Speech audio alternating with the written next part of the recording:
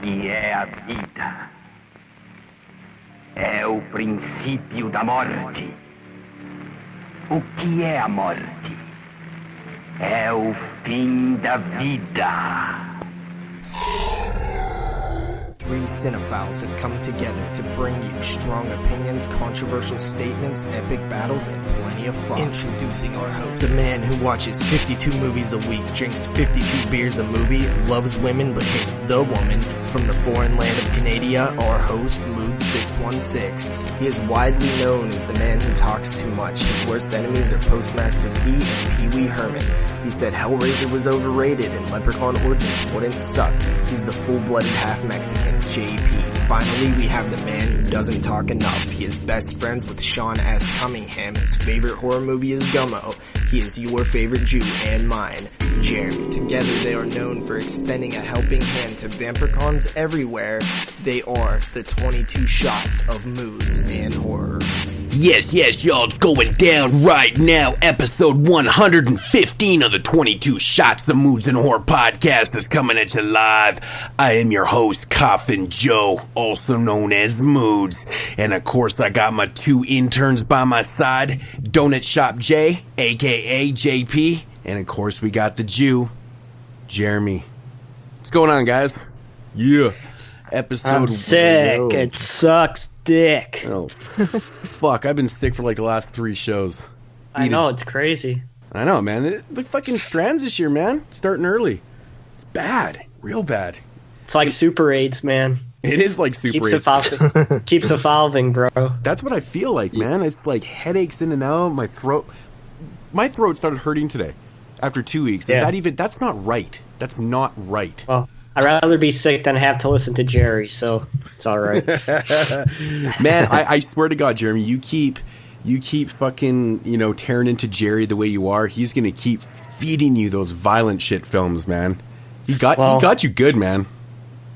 Well, the only thing violent shit about the violent shit trilogy is the violent shit that I'm going to take on Jerry's face after he makes me watch these movies. Oh, there it is. There it is. Incorporated the title of the film. Nice. I like that. But I could totally see Jerry being like, you know what? I'm going to pay you guys $1,000 to make sure I pick what Jeremy watches for the next 3 years. just out of spite. Because he talks so much shit. If he didn't suck so much, I wouldn't. All he had to do was fucking mention me in the fucking iTunes review, and he wouldn't be in this situation. But that no good douchebag cocksucker motherfucker just had to fucking not mention me. Just had to not mention me. Man, yeah, that's a battle. Insane. That's a battle. Whew, that's some crazy shit. Yeah. Fuck, man. This has been the shittiest week ever. And then to top it off, gotta throw it out there. Rest in peace to Tom Petty. What the fuck, man? Like, I'm seeing people post that he's not dead. That's I think there's like conflicting reports out there. Yeah, I think it's been. No, I'm pretty sure that like the new report says that he's in like critical condition, and the. I mean, I don't know for sure, but I'm pretty sure. From what I seen recently, is that they got it wrong at first, that he wasn't actually dead yet. Well, the reports I heard is that he was on life support and they pulled the plug. So maybe it is conflicting. CBS News reported 4 hours ago. You know what they are? LAPD clarifies it cannot confirm Tom Petty's death. Yeah, you're right. All the reports have changed like drastically. Well, I haven't been on line here the last couple hours, but everything's different here, man. So well, Wikipedia says he's not dead, then that must be the truth. So. Well, it's funny because Wikipedia did say it earlier. It literally did. It did. That's crazy. Well, if he is, rest in peace, Tom Petty. I hope he's not. Maybe he can pull through, but I heard he's brain dead, so he's pretty much dead anyway. Yeah. That's ridiculous. That's so sad, man. That's so sad. Yeah. That is sad. It made me really sad because it was one guy I always wanted to see. I've been such a huge Tom Petty fan my whole life, and that was just really not good news to hear today. This is a shitty day. Also, it's like one of the worst days. Go out to the people affected in Vegas. See, I can't even do stuff like this. And that was my next thing. And holy Christ, man, what the fuck happened there? Our thoughts and prayers go to everybody that was affected by that horrific shooting in Las Vegas. It's absolutely tragic, man. It's ridiculous. I don't want to get too much into it, but I'm just, I'm so tired of hearing about things like this because they're just so senseless and wow. And, you know, it really puts things into perspective. Like, you know, I wake up this morning to that news and Erin's like, man, 2 of my clients are there. And no one had heard from him since last night. And then she, you know, she sent some messages out in the morning that she was okay, but no one knew she's okay or not. We're just like, it's just so crazy. And we were literally we stayed at Mandalay Bay the last time we were in Vegas a couple months ago. That same hotel where the guy was shooting out of. Yeah. And I'm just like, man, it puts things in perspective, you know, like it could have been there, you know, it's such a scary world, man. Really, really scary. The UFC said that they're going to donate $1 million to the families affected, which I thought was pretty cool. Yeah, I heard, like, you know me, I'm a news junkie, so I've been watching TV all day. Before we came on, I think he said he shot that's why he can't get any of his Patreon reviews done. He's like, I've been watching news all day. I've been watching CNN all day. Whenever these things happen, you know, it's heartbreaking, but you know, it goes up there with Sandy Hook for sure. It's fucking just all of them are terrible, but you know, I don't think anything will pass Sandy Hook in terms of just shitty things. But this is pretty shitty. Like he had 16 guns in his room, and he basically was just fucking targets in real life. That's what it is. It was targets in real life. He was fucking high above, and he was just picking people off, just like targets. It's fucked up. Yeah, it's some absolute crazy shit, man. I read a post. Do you know what he used? I know he had it was automatic. He had a lot of automatic weapons because, like, reports are saying like it was like 10 minutes of like nonstop shooting, and that's how he killed 60 people, and he shot like 530. That's insane. 530 people got shot. That's fucked up. That's another level, honestly. Like nobody's even come close to doing that. It's actually a miracle that more people didn't die, or that haven't, you know, I guess. Yeah, you know, and that's with a lot of the shootings that you see, like. It's insane to think that so many people are tough and make it through that when they're shot, because a lot of times you see these shootings and it's like the injured outweighs the dead by a lot, which is great. You know, obviously nobody should die or anything like that, but you know, people are brave and pull through that shit too. You know, if you know, there's amazing stories that come out of these of the will to survive and stuff like that. People's fucking just saving people that they don't know and stuff like that, you know.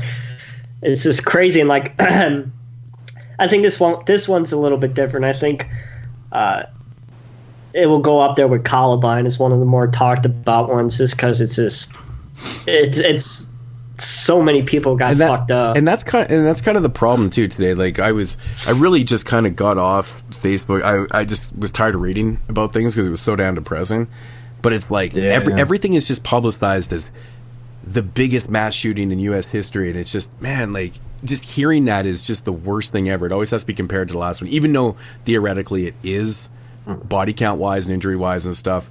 But it's like, man, those are the things you just don't want to hear. And it's just so over-publicized, and it's just crazy. Like, the problem is, dude, is that it most definitely...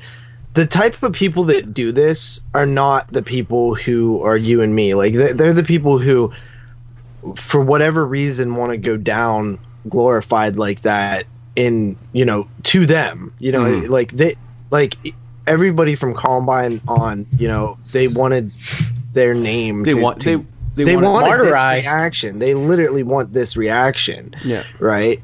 Otherwise, if they just had a death wish, they would just kill themselves. Like they want to you know, mark on American history in some way. Right? And it sucks because like as a society, we give them exactly that by everybody talking about it, including us right now. You know, everybody, you know, it being a thing. And it sucks. It really does, because at the same time you have to shed light on these issues and things like that. But it just sucks that they get what they want every time. Yeah, it's crazy how it affects, you know, it just goes to prove how small the world is too. I mean, there was there was a couple Canadians that were killed in there too, and it's just I already heard of people that that knew these people and stuff. I'm like, this is like such a small world. Like, it gets around so quick. It's like, you just can't take anything for granted, man. It's just insane. It's insane, man. It really is. It just, man, the last 3 days have been just so overwhelming for me. Like, oh man, I don't even want to get into it, but this has been just like the worst start to October ever. It really has been. Yeah. It's just very, very sad, man. It's unfortunate these things have to happen, and so many lives are affected. It's ridiculous, man. Anyways, let's get into a lighter note. We do have some Patreon business that we need to. Yeah. So you guys know every month we're gonna have some sort of giveaway on Patreon, if only to make Exploding Heads look bad. Because they say that they told us to stop doing it, so we're gonna keep doing it. And no, I'm just kidding. But anyway, this week I have this month I was giving away 2 copies of the Phantasm DVD collection, which is put out by Well Go USA Entertainment.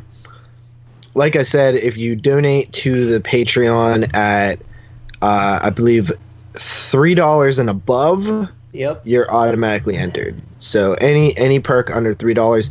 Next month we're gonna do the giveaway based on like if you dollar amount. So like if you donate $5, you get 5 entries. If you donate $6, you get 6 entries.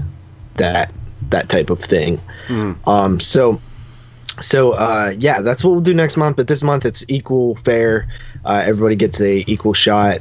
So just to list off the people that contributed this month, we have Brandon Orlick from Exploding Heads. But he honestly, guys, he said that he wants to be disqualified or omitted from the giveaway. So we will respect his request. Michael Fisher coming in big this month. Thank you, homie. We really, really appreciate that donation. And he picked an interesting film that we're going to do later this month, so we'll talk about that later. Derek also asked to be removed, I believe, from the contests. But we thank you for your support, homie. You're awesome. Matt Junkowski. And thank you, homie. Fan of Eli. Thank you, fan of Eli. Marco, awesome. Edgar Sanchez. Trin, who is actually not making us watch stuff, even though he picked that tier. He's like cool with just helping out. So thank you, Trin. Mark Latham. Sam Edwards. Thank you, Sam. Jonathan Watkins. Joey Plesh. Dustin Baker, Andrew Schroyer, Andy Zavala, Glenn Beersford, Kill the Cast, which is Jerry, James Cox, Terry Rolfe, Blaine Bartlett, Dub Doubles, Michael Kemp, Action Jackman, and Matt Wells. Thank you guys for donating, and you guys will be entered in the random drawing, which I'm going to do right now. So the first winner. And also, make sure you guys send me your address. Give me about a month at least to get this out. Just give me that time. So let's go. The first winner is Matt Janowski. So Matt, thank you, Matt. Congrats. And the second winner here. Let me go back. Let me re-randomize. Is Dustin Baker. Again, Dustin Baker wins stuff from us all the time. Yes, Jerry did and win. Holy, Jerry did. That guy does win all the time. Jerry what the hell? Yeah, so this shit is not Dustin rigged. Baker. This is not rigged. No, absolutely not. I would never do that, just so you guys know. Random. Dustin Baker, and who did I say the first one was? Matt Janowski. We always say his name wrong, but it's cool.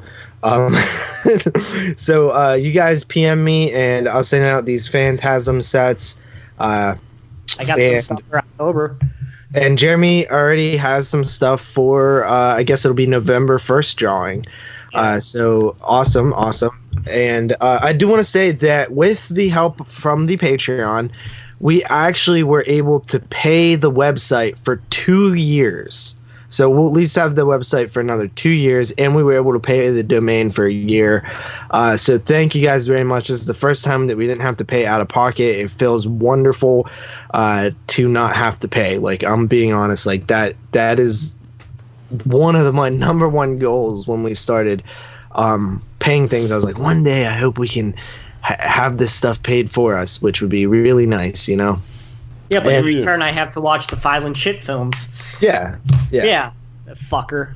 Yeah. So, besides that, I did get everybody's picks for the next month. So, I got mine. Mood's got his. Jeremy cried about the ones that he got for a long time, from last night till today. But he said he's going to do them. So he'll do them. But yeah, so the Patreon, the only other thing that I want to say is we did add the video commentary option. So if you guys want to make us watch something, I can tell you right now, Jeremy sometimes sends videos of his commentaries while he's watching stuff like violent shit, and I think it's hilarious. That would probably be... No. That shit is literally hilarious in that fucking movie. Like... It makes no sense. Like, it's playing a tune, it's like do do do do do do, but then it gets to the end of the track and there's like a beat of silence, and then it repeats itself and it starts over from the beginning of the soundtrack. It's fucking retarded. So yeah, you'll hear stuff like that. Like if you guys want us to cover a film that we've covered on the podcast, like Children of Corn 2, or something good like Halloween, or something bad like Howling 7, or a Leprechaun in the Hood. Oh, but that doesn't entail me watching Children of the Corn Part 2 again. Ugh. Yeah. So you guys, that perk is available up there. Remember, anybody who supports the Patreon for 3 months, on that 4th month, you will get a additional What We Watched credit. So I believe Jerry, that's how he made Jeremy watch 3 violent shit films for this month. So it's horrible. Yeah, that's the Patreon. And the only other thing that I had here, besides the Patreon guys, and obviously thank you guys so much for the support, we're actually going to try to do like a real live stream this month with all 3 of us. Hopefully we can plan it out, and you guys are invited to hang out and chill, or even join the call. But I'm just saying, if Jerry shows up this time, I'm not coming on. So yeah, I cannot talk to him. I had a few people message me like, why were you on the Patreon thing? And I was like, I couldn't do it, man. Like, what the fuck? Who's this Jerry guy? Yeah, we're very bad funny. at planning things. It kind of sucks. Like, I just realized, like, oh shit, there's only 2 days left in September, and we're supposed to do one of these at least a month. So I watched, I hopped on. I don't know. I think I watched like 25 minutes of it or something. I was, just before I was going to do something, and I heard you guys talking about when we were scrapping about TCM4. And Jerry's just like, man, I think I'm just going to... If I was on there, I'd just start agreeing with Moods, everything he says, because he's just going so hardcore. He's like, yeah, he's become so aggressive with his arguing and shit. I'm like, did I scare you, Jerry? Did I scare you? You scared me, and I'm used to it. The way he said it, he's like, I would just agree with him and be like, hey, man, cool.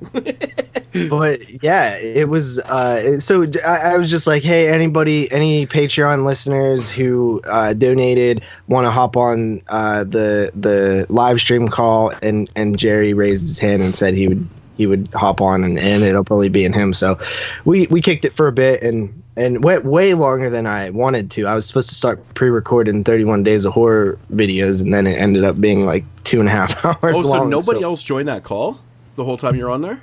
No, it was just me and Jerry. Oh, okay. But we had a lot of responses and questions and stuff like that. I think I only said like once or twice, but okay. So yes, the other thing that I wanted to say is Mike Fisher. He actually, I was watching one of his videos, one of his live Facebook videos, where he was putting away his movie collection, and I was like talking to him a bit, and he said that he wanted to start a podcast, and then he asked me I was like, yeah, I'll give you some tips and stuff on what to do. And don't tell me you're doing another podcast. No, I can't. I can't even keep up this month, dude. I'm swamped right now. But he did ask me, like, you know, some tips for a new person who wants to get into podcasting, and I actually think he's really funny, and I think that he can hold a conversation, because he was doing this Facebook Live video, and I found it entertaining. I was watching it at work, and it was just him talking about his movie collection, putting them away, and answering questions and stuff like that. So I was like, this guy could probably be a podcaster. And I've told many people throughout time that, hey, you should start a podcast. Like, I was mentioning this to Jerry the other day, but a lot of people, like, don't want people to podcast because they don't want to have, like, competition or, like, more people in their thing that they're doing. But, like, me, I'm like, hey, you should start a podcast. Hey, you should start a podcast. Because I see how much joy I get out of it, and I want other people to experience it as well, especially if they're interested in it. It's a great way to express yourself. But I would give just a little bit of tips. Like, for one, it's a lot easier if you have somebody that's going to produce it. Like, if you're going to take on the producer role, then you have to put more effort into it. You have to have more time, stuff like that. You also want to find somebody as a host who is reliable. I assume you want to do a multiple person cast. You don't want to have people who have bad scheduling, like, because scheduling is half the battle when it comes to podcasting. And if you have somebody who's working flip shifts all the time, like, that's probably not going to be a good person to podcast with. You look at the Cinema Attack, who recently went under, and it was mostly scheduling issues. So if you know, don't start a podcast with somebody who might have scheduling problems going forward.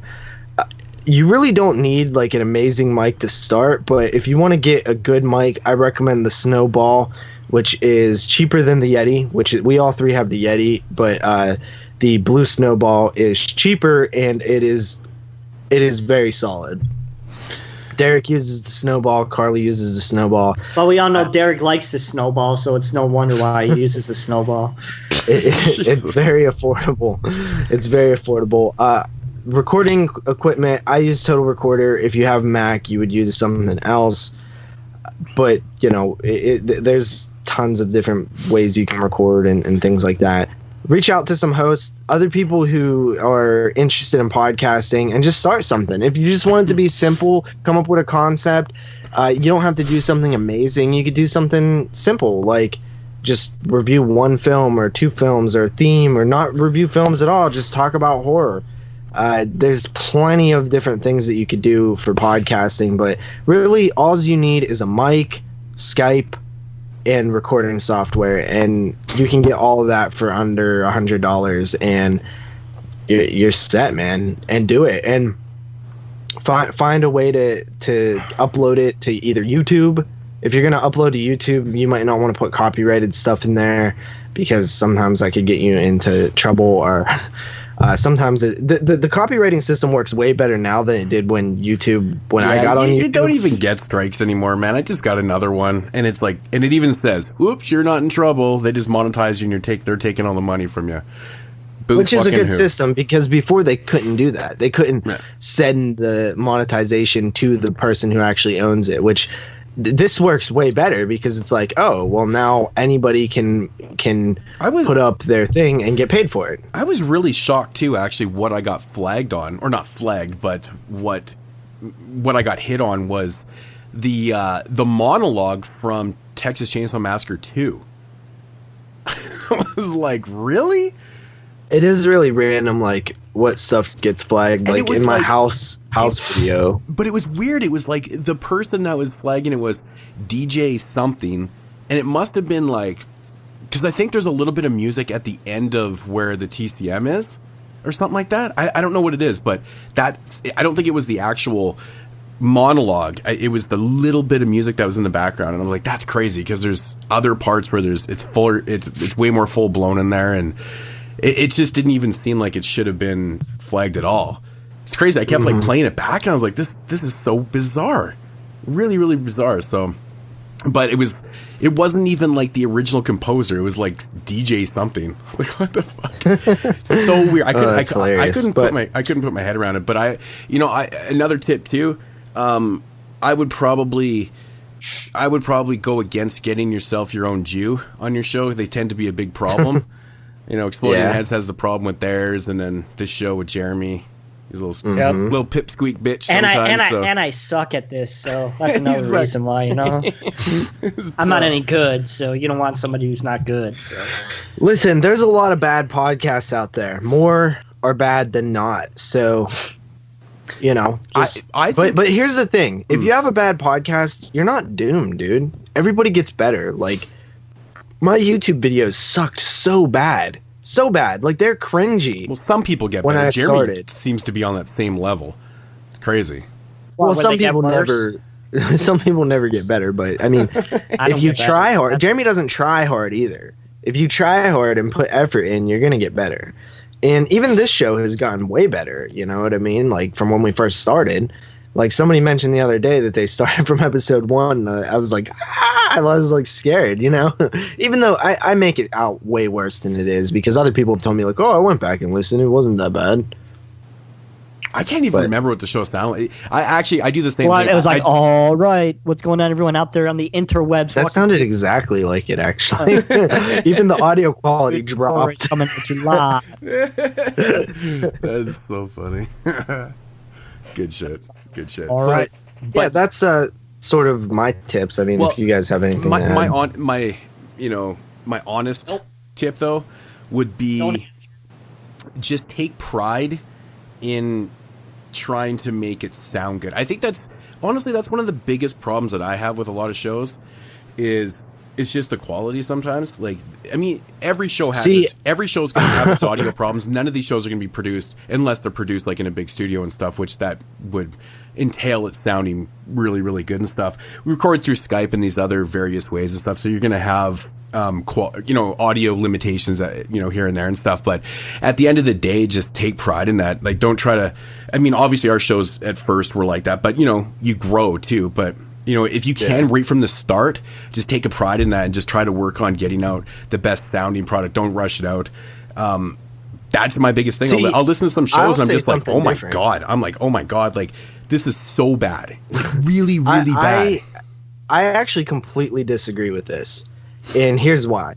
So as long as the audio is legible, like you can, well, not legible, but as long as you can understand what they're saying and it's not muffled or like super cutting out or anything, I have no issues. And I talked to Watson about this the other day because Watson produces his stuff with top quality audio, and I hate it. And the reason I hate it is because his shows are like half a gigabyte big, and I'm like, what the heck? It's audio. Yeah. What, like, dude, my movie, my video that I uploaded today was only 330 some megabytes, and I'm like, a podcast is double that, and and this is ours now. But because my phone doesn't hold that much space is the problem. Yeah. You know what I mean? It's a huge deal when you're limited on space. Like, I can only download one podcast at a time. I hate that. I like having like 6 or 7 on my phone. I think Watson's a little bit of an exception because he does a solo cast. To be honest, man, if I was doing a solo cast too, I would probably overproduce the shit out of it too because it's just you. You have no one else to blame but yourself, right? Well, yeah, it's more of like a sort of like spectacle, like show. Yeah. Like it's more of like a I understand that. See, I understand why he does it though too. He puts in all those interludes. If you just drop the audio quality a little bit, you're saving like literally like the difference between recording at like 64 megabytes per second versus like something a little bit lower is it's like almost like 40% difference in size. Mm-hmm.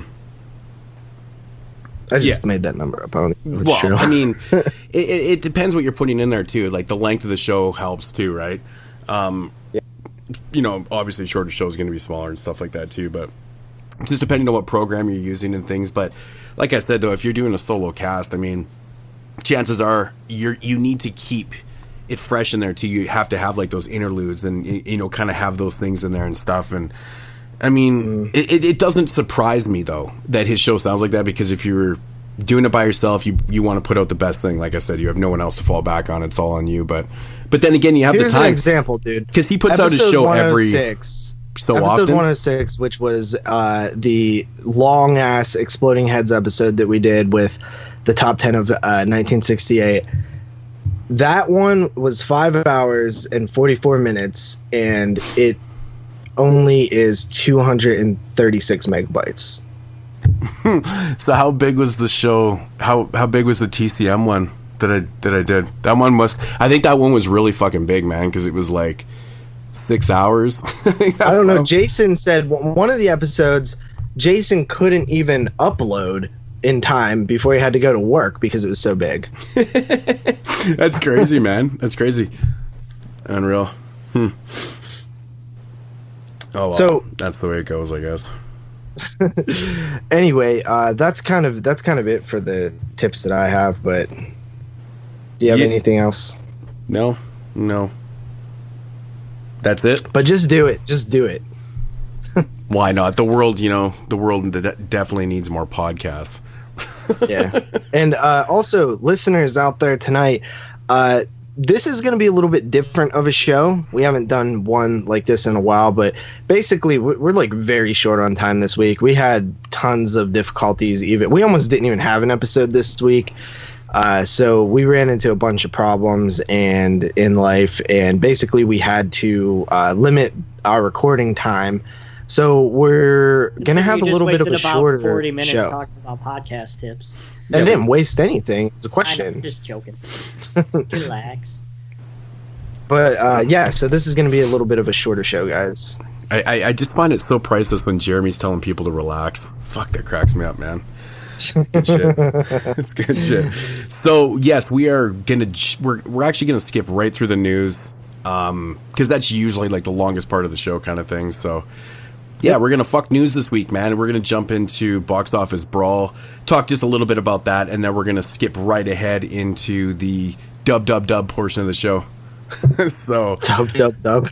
So we might as well just get right into this Box Office Brawl right now. Let's get ready to rumble!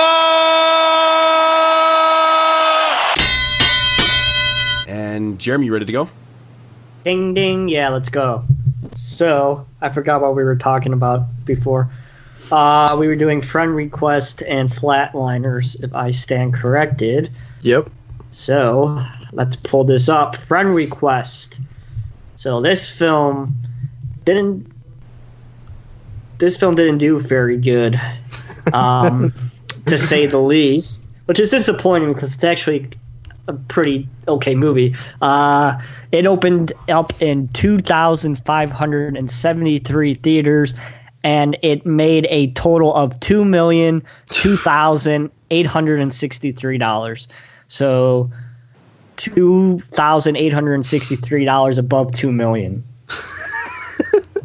Dude, we were way off on this one. And the entire run so far, it has made $3,411,000. Man, that's brutal. That's brutal.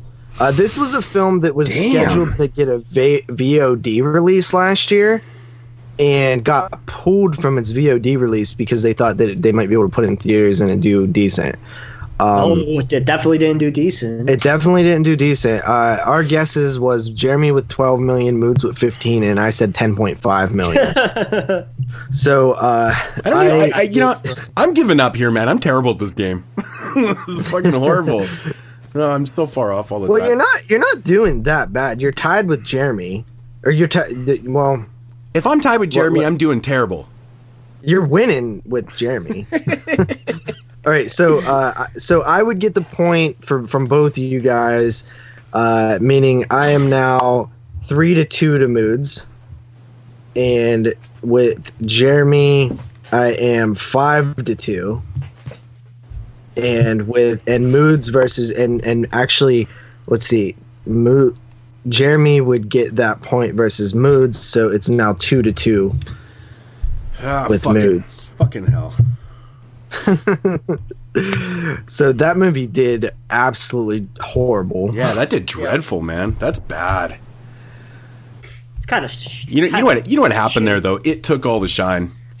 Well, it passed. I don't even think that, dude. Vic, I think it had terrible marketing. Like well, I didn't passed see Victor anything. Frankenstein for the lowest opening gross for a film playing in over 2,500 theaters. Yeah, I think you're right though. I think it did have bad marketing, but this is crazy though. Like, didn't it after a week of being a number 2 go back to number 1? Yeah. So explain that to me. Like, I don't remember last time I saw a number 1 film. Nothing came out. Is that what it is? Like, it just was up against nothing, and it just happened to. Oh, American Made came out. That movie was pretty good. I saw it today, actually. So it Pretty actually decent. It's still American American what? Made. The Tom Cruise movie. Oh Jesus! This is, and you're complaining about Patreon. You got time to go see Tom Cruise movies. It was good, dude. Tom You know Cruise this. has bigger You know balls this is than you. our Let's busy. see. You know this is our busiest month of the year. Let's say you fucking hang out of a plane, bro. That motherfucker hangs out of planes. Dude, and I does would crazy totally shit. go skydiving, so I don't even want to hear That's it. not even skydiving. He's literally hanging off the side of the fucking plane. Oh, I'm sure he's in so much danger. Well, he got fucked up on his last movie, so yeah, I would assume so. He's got Scientology on his side, man. Yeah, he'll be fine. Yeah. So Film Request did awful. Way under our expectations. Way under. Yeah. Wow, that was terrible. Do we have anything this week, or is that just it? Oh, we have We Flatline. have Flatliners that came out this week too. Flatliners bombed just as bad as Friend Request. Not as bad, but because it had a $10 million more budget than Friend Request, I say it's bombed just equally as bad. So Flatlanders opened up in 2000. Flatlanders? Flatliners. Flatliners. Ah, shit. Opened up in 2,552 theaters. That's why I suck at podcasting. God and damn. it made a total of $6,574,326. Dude, that is so bad. I know. I don't know what's going on. 2,500 and you're making $6 million? Holy shit. Damn, What was the dude. budget on that film? But okay, But dude, listen to this, Moods. But Friend Request was in the same amount of theaters and it barely made $2 million. Yeah, I Yeah, know. Jeremy did the math. What was it per theater? No, that was Jeepers Creepers. For you did. Friend Jeepers Creepers almost made more money than fucking Friend Request. Request. Yep. Jeepers Creepers 3 made. It opened up in 635 theaters for that one night, and it made $1,773,763 in 635 theaters for a grand total. Let's just round it up to 1.8 million divided by 635, and it made. Is that the right number of zeros? Yep. $2,834 per theater. So That's pretty good when you think about a movie ticket only being like $10. You know what I mean? Yeah. That's a lot. It only played in like one to two showings per theater. Mine was sold out here. I didn't even know I was getting it. Well, that's a good thing. It sucks. Yeah. well, But, I saw the Rotten Tomatoes rating on it. It was at 0. Like, Yeah, Flatliners had 0. Flatliners. so Yeah. that literally flatlined like 0. Yeah. That's fucking dead in the water. Trust me, every single news, every single website is using that same joke. It has 0 fresh and 40 rotten. Oh, I mean that's a given joke, man. I mean that's just But really, like 0? Holy fuck, man! Talk about that remake bombing. I'm like it. It's apparently it's a sequel. Yeah, it's a sequel. Oh, it's actually a sequel. Oh, Yeah. Wow. So shows how much I know. have you seen it, Jeremy? Hell no. I have no interest. I actually do have interest. I didn't think it looked that bad. I'm gonna probably go see it. Probably not this week because of Child's Play, but maybe the week after when I it's a go little see Blade slower. Runner. I'm really loving this though. Like I flip on to Facebook here, and the first post I read, Flatliners was fucking terrible. 1 out of 10 or 1.5 out of 10, I think it said, and I just burst out laughing. Right, anyway, so when you click on a Facebook, it automatically goes on the general feed. So I clicked into our face group, And like the second post was that one girl. She makes videos. I can't remember what her name is, but anyway, she had posted like a mini review of it. She just got back from Flatliners, and it said, "Loved it, 8 out of 10." And I just bursted out laughing. I was like, "Holy fuck, man! How do you go from like 1.5 to 8 out of 10?" Well, first of all, anybody who says 1.5, I instantly question them. I mean, that 1.5 is so low. Yeah, I get anybody that too, who says Mother is a 1.5 out of 10 is a fucking dumbass retard. I mean, I don't want to call somebody that, but I have a hard time disagreeing with you. I'll say it. Because even if you don't like the subject matter, even if you don't like the narrative, like, it's a beautiful looking movie. Well, that's the thing. It's also directed by Darren Aronofsky. You know the film isn't going to be poorly, you can't done. even It's not going to be poorly he's shot. He's unable to direct a 1.5. Exactly. Like, he could be 95 years old with fucking a missing eye and still direct over a 1.5. Yeah, some people are just born talented. Oh, exactly. I mean, the exact same thing is going for fucking Cult of Chucky right now, which is totally unfortunate. We didn't even bring this up, but I think Cult of Chucky kind of got murdered a little bit. Dude, I actually was going to bring that up, and then I was like, we better keep the show short. But apparently, I think Don Mancini was on Shockwaves. This is just from what somebody told me, but apparently he said that over 1 million people downloaded it in the week of that leak. Yeah. Or watched it illegally, it's just a terrible situation. That doesn't surprise me, man, because it seemed like the second it was online illegally, we saw people posting it in a Facebook page. Dude, I've literally probably seen 100 people. I'll call out Zach, that motherfucker, for illegally fucking stealing people. No, it isn't even just Zach, dude. I know, but he did it. Everybody I didn't did. do it. I didn't steal. I didn't. That. I'm actually holding my physical copy in my hand right now. I just checked my mail. How the hell did you get a copy already? Amazon sent it to me, man. But I'll show you guys, man. It's not even out yet. I'm gonna go to Wally World tomorrow morning. Well, I'm holding it. I'm holding it right now. But anyways, I didn't know it came with a lenticular cover. But I was one of the the people that didn't watch it illegally. I wanted to wait for my copy, but I couldn't believe it though, dude. It seemed like 2 hours after it was out, it was like everybody and their dog had watched it. I was like, holy fuck, man! And again, it was the reviews instantly. Called Chucky is fucking terrible. Don't even bother checking. I'm like, oh my god! Not only does this thing leak, but everyone's giving it shit reviews. And I'm like, I seen completely mixed reviews, like Leatherface. Like I seen about as many negative as I seen positive. But I will say this, man. Leatherface, I think honestly confused a lot of people. From what I've been reading from people's reviews, I think people are like a little bit confused by it. Like they were definitely confused by who is Leatherface in the film, which is so moronic. I don't know why everybody hated that so much. Well, they kind of tell you in the beginning of the film who it is. Like, I don't really. It's not like it's. Yeah, but how would you not? How would you not know that dude would grow up to be that other dude? Well, I mean, I guess that's part of it too. But I mean, yeah, I don't know. I mean, the kid wasn't fat at the time in the beginning part of the film. Yeah, but I mean, the thing is though, it's like, man, dude, the first thing I kept reading was, this film feels nothing like a Chainsaw film. And I'm like, it's a fucking prequel. It's of Leatherface when he was a child. He's not going to be the Leatherface that you know him as for the whole film. It's a developing story. Of course, it's not going to be like... even that case, it doesn't feel like a Chainsaw film. No, like, it doesn't, but it's not supposed to either. It's an origin story. An origin story is going to have a different feel because it's a totally different story. It's what created the Leatherface. Of course, it's going to be a different feel. And I had absolutely no problem. I actually enjoyed that about it. That was one thing I enjoyed about it. But it's crazy, like, how many people are just so disappointed with the way the narrative went, that it didn't feel like a Chainsaw film. And, even the fact that it was even an origin story, like, oh, it's crazy, man. I have beefs with it too, but overall I really enjoyed it. Now, to get back to this Child's Play thing, I think this is a very important issue right now, and maybe we'll talk about it more next week, but one thing that will absolutely cripple your film is if it leaks, right? Everybody knows that it's going to get pirated once it's released.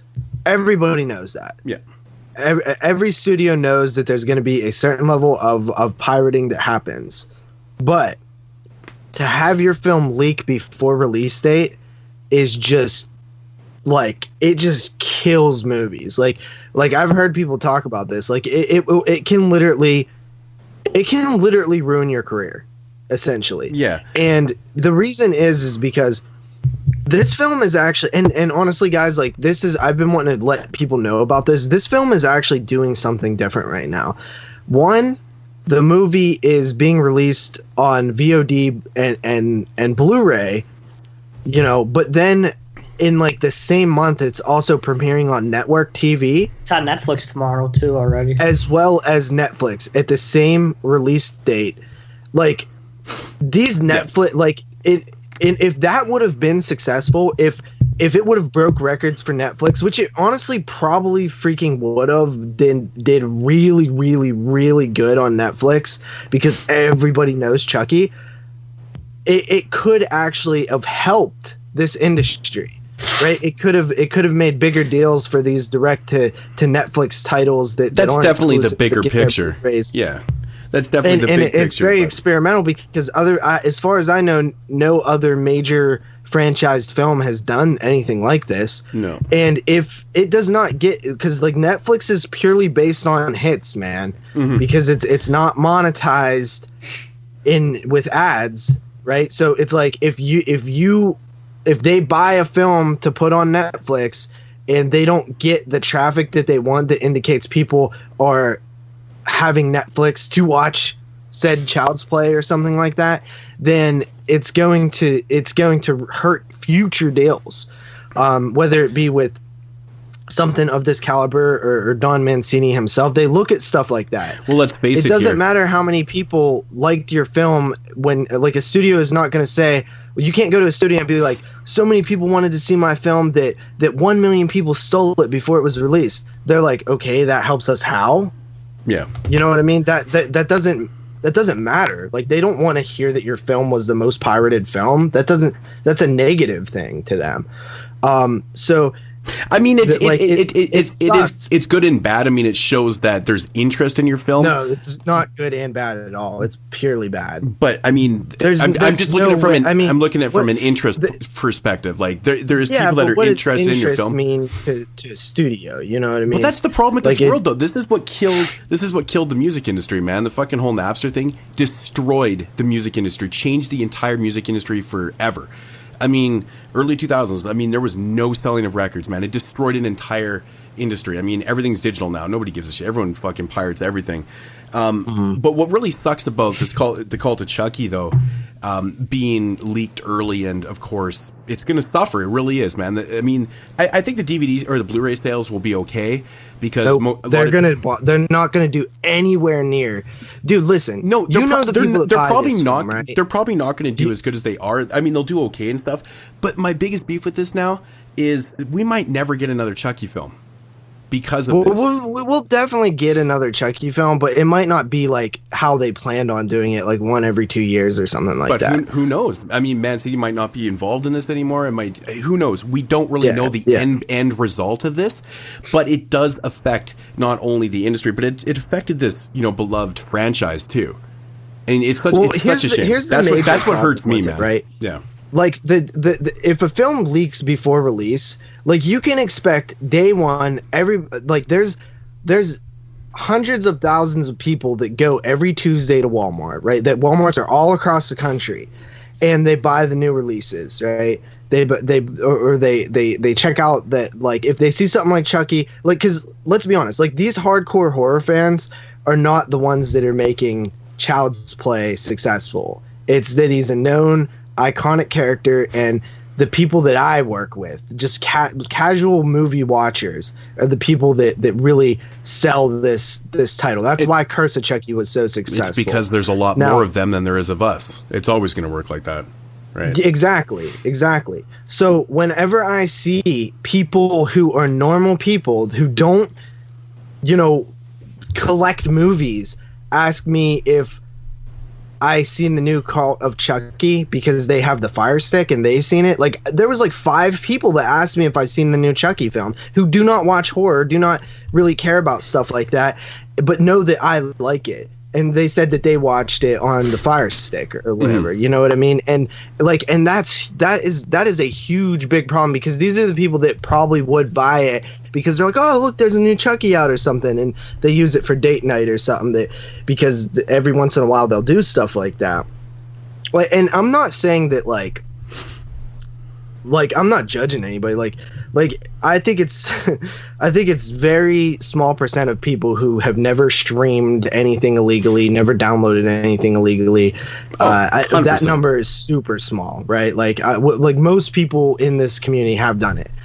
But the only thing that I ask, man, is that if you're a collector, pick up the Blu-ray. If you already watched it, and you did like it or you didn't like it or whatever, maybe grab the Blu-ray on release date, maybe hit play a couple times on Netflix, like do something to kind of balance out the sin that we all committed as a community when maybe completely ruining this film's release. I mean, I think the amount of people watching Child's Play before its release might be the most I've ever seen of anybody watch anything before release date. It was a lot of people. Yeah, it was. I had a ton of people ask me. Shockwaves were like blocking people and saying if you post anything about watching Call of Chucky, like, your post will be removed or you'll be banned or whatever like that. Like, that's pretty bad. Yeah. Yeah, I had a lot of people ask me if I watched it. I was like, no, no, I'll watch it when it's. But I got mine a day early. Check that out. But it's physical. Yeah, I seen somebody got theirs yesterday too. Crazy. So, but yeah, if you've checked it out, man, and you checked it out illegally, you streamed it or whatever, like, I'm not mad at you, but maybe just like throw it a couple plays on Netflix or watch it when it premieres on AMC, or try to keep those numbers up, because it just helps the industry. And who knows, maybe Call of Chucky sucks really bad, but at the same time, man, like I know that it would probably suck to be a filmmaker and this happened. A nightmare. Those TV ratings are definitely going to be pretty shitty. Let's face it. Yeah. So Jeremy, back to the box office brawl after that tangent. That's it.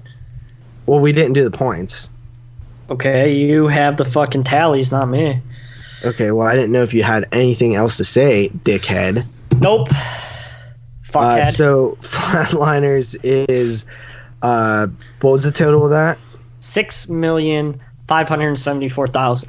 Okay, so Moods was the closest with 9 million. Jeremy said 20 million. I said 15. I said 20? Yeah. Fuck. Oh, now who looks like an idiot, man? Woo, woo, woo, woo. Wow, you were way off. So I actually get another point versus Jeremy. So it is now 6-2 in favor of me.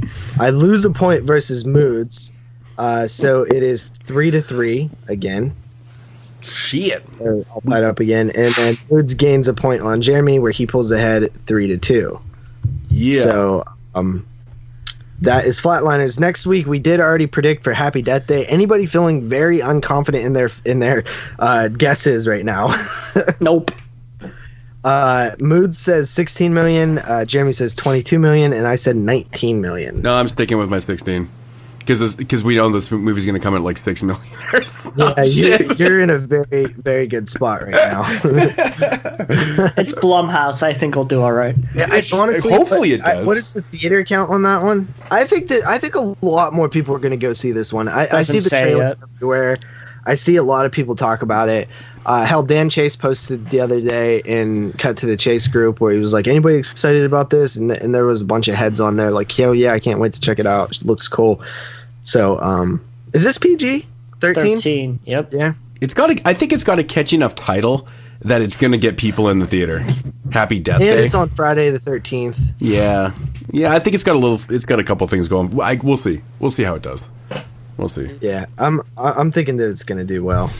So, all right, there's nothing that's coming out the rest of this month, Jeremy, besides Blade Runner. Well, we're not Blade. No, is there another horror? Anything next? Because next week we're not doing negative. Just Happy Death Day. Okay, cool. So, all right, that is sure. All right, that's Office Brawl. That is Box Office Brawl, baby. Yeah. Ding, ding. All right, so getting into the WWW portion of the show, which is pretty much the entire show, I guess. Right? So, the What We Watch portion of the show, Roundtree Reviews. Oh, did I just say round? Oh, I said Roundtree Reviews. I thought for a second there I said Round Robin Reviews, stealing some EA bullshit right there. No. What We Watch sounds so much better, doesn't it? Does it not? Yep. Than Round Robin Reviews. I don't know. I actually hate the term Round Robin. I've always hated it. It just sounds dumb to me. I don't get it. Like, what does Robin mean? I don't know. What We Watch sounds manly. Round Robin Reviews sounds like the color pink. Yeah. You know what I'm saying? It doesn't sound cool. It sounds like a dainty little Robin. These guys are just, we're always ripping on them. Anyways, let's get into these reviews. Who wants to start off? Jeremy, how about you enlighten us with your shit? Okay, well, I'm definitely going to be talking about a lot of shit tonight. A lot of shit besides the violent shit films. So what piece of shit do you want? Do you want the violent shit films, or do you want a piece of shit Jeepers Creepers film? I really want to hear Jeepers Creepers, but I'm going to go ahead and say, why don't you give your opinion, because I know you rewatched 1 and 2 as well. Can you briefly talk about those and then go into the part 3? Yeah. So I rewatched Creepers 1 and 2 last 26. What was it? Last Tuesday. Damn, it was a week ago already. Last Tuesday I rewatched Jeepers Creepers 1 and 2. Haven't watched them in a while. They still hold up pretty good. They definitely have aged not too well. They definitely feel early 2000s, which is to be expected, but the Creeper's still fucking an awesome horror film, and he's probably one of the best icons of this generation of horror, super iconic. And I think the response that Jeepers Creepers 3 had shows that people are still interested in the Creeper, and the fact that many people turned out to see a sequel to a, what is this now, 13-year-old film. Oh, I have bad math. 2003, 14-year-old film, I think says, something.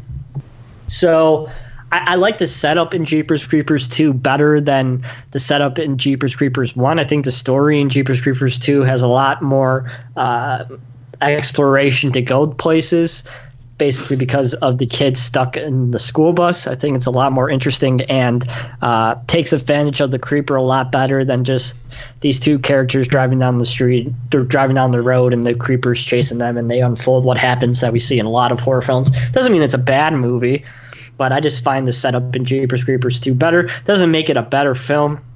The character development in part 1's way better than it is in part 2, but as a story-wise, I enjoy part 2 more.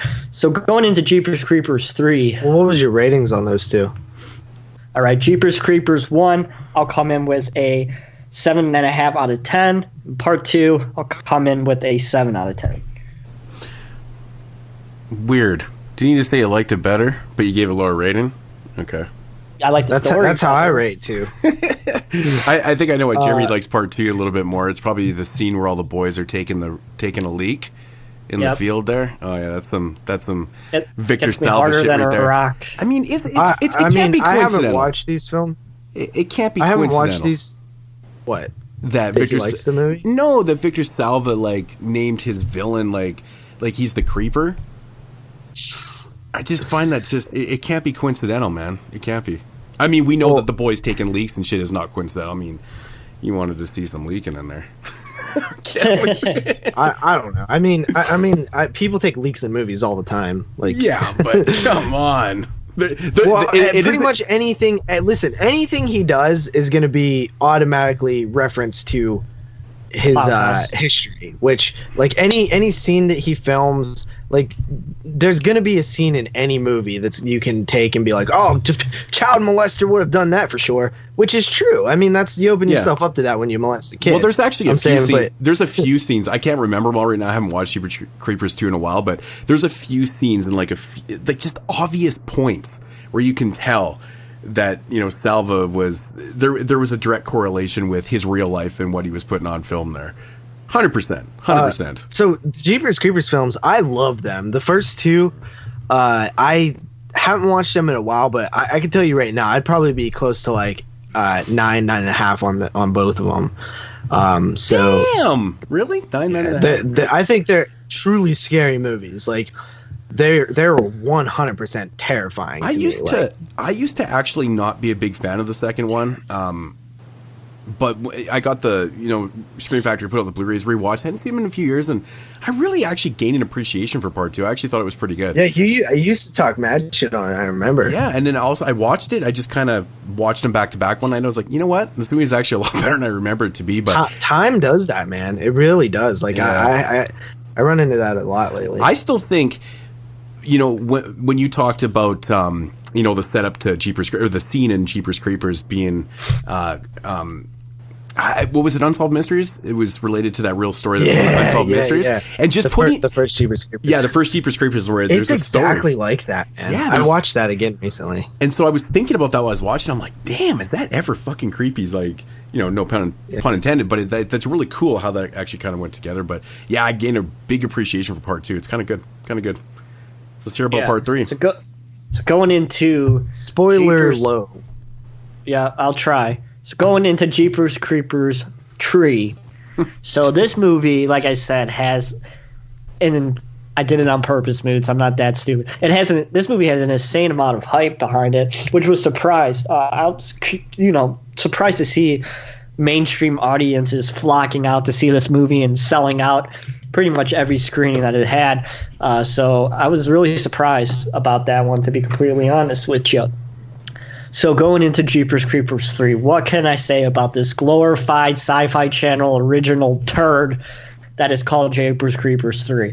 This movie has some of the worst effects I've seen since Q2. There's one scene with an explosion that is so CGI, horrible, like 2000 CGI, that it just makes the movie look absolutely horrendously horrible. There's literally no fucking gore in the entire film. We really only see blood one time, and besides that, it's this minimum gore, minimum creeper. And when we do see the creeper, you could tell that it's, this movie's supposed to take place between part 1 and part 2, so it's like Jeepers Creepers 1.5, and Mr. Creeper has gained some weight, let's just say that. He's a little bit heftier now than he was back in the day, and it's quite obvious. But I had to... Really? Go ahead. Okay, so he's gained... But doesn't this movie actually take place between the first and the second one? That's what I said. But so he's gained weight? I mean, just because he's over talking time, about the actor. I know, but it's funny when you put it into the timeline, right? Like he's skinny, then he's fat, then he's skinny. Justin Long. I know, but it's just like... Yeah, so funny. It's just like Dr. Gordon in Saw 7. Oh my god, that's funny. But he's gained a little bit of weight since then. But I do give him credit that they kept the continuity good in the time period. Everybody had flip phones and nobody pulled out a fucking iPhone to take photos or anything like that. So I give him credit that they kept on the track of following between the first and second films. But the acting is really, really bad in this movie. It's really bad. Meg Foster's character, I'm not going to bash her too bad, but she was really fucking bad in this movie. Like, just flat and generic, your generic crazy lady type of a character. It really fucking bothered me every time she came onto the screen. It's just like, I want to fucking punch this bitch in the face. She was just so generic, and... the main kid and the girl figure that we follow, they're uninteresting, they're generic, they're your typical sci-fi original type of characters. All CG, no practical effects. The story's uninteresting. You barely see anything from the creeper. It's just a bad fucking movie. Which is unfortunate because this movie has been freaking, been hyped up for so long that it has to be a money thing, right? Like I was kind of like expecting more out of it, but then when I went in this and I saw literally a Sharknado version of Jeepers Creepers, I was extremely disappointed. some of the CG is really bad. I can't wait for you guys to see it to understand what I'm talking about. Well, it does premiere on Sci-Fi later at the end of this month. Yep, so you guys will be able to see the horrificness that is Jeepers Creepers 3. So the Creeper's like pretty much all CG'd? No, the Creeper's the same, but it doesn't have like whenever he like does his thing where he puffs out his face like he does in the original. Like that's all CG'd. Yeah, like that's the top of his head, and like the crows. So crows are CG'd. They're not even like real crows. Okay. The fire CG. Like I said, there's an explosion that looks like 2000 CG type of explosion. And it's like a long film too, isn't it? It's got a pretty. It's like 100 minutes, hour and 40 minutes. That's crazy.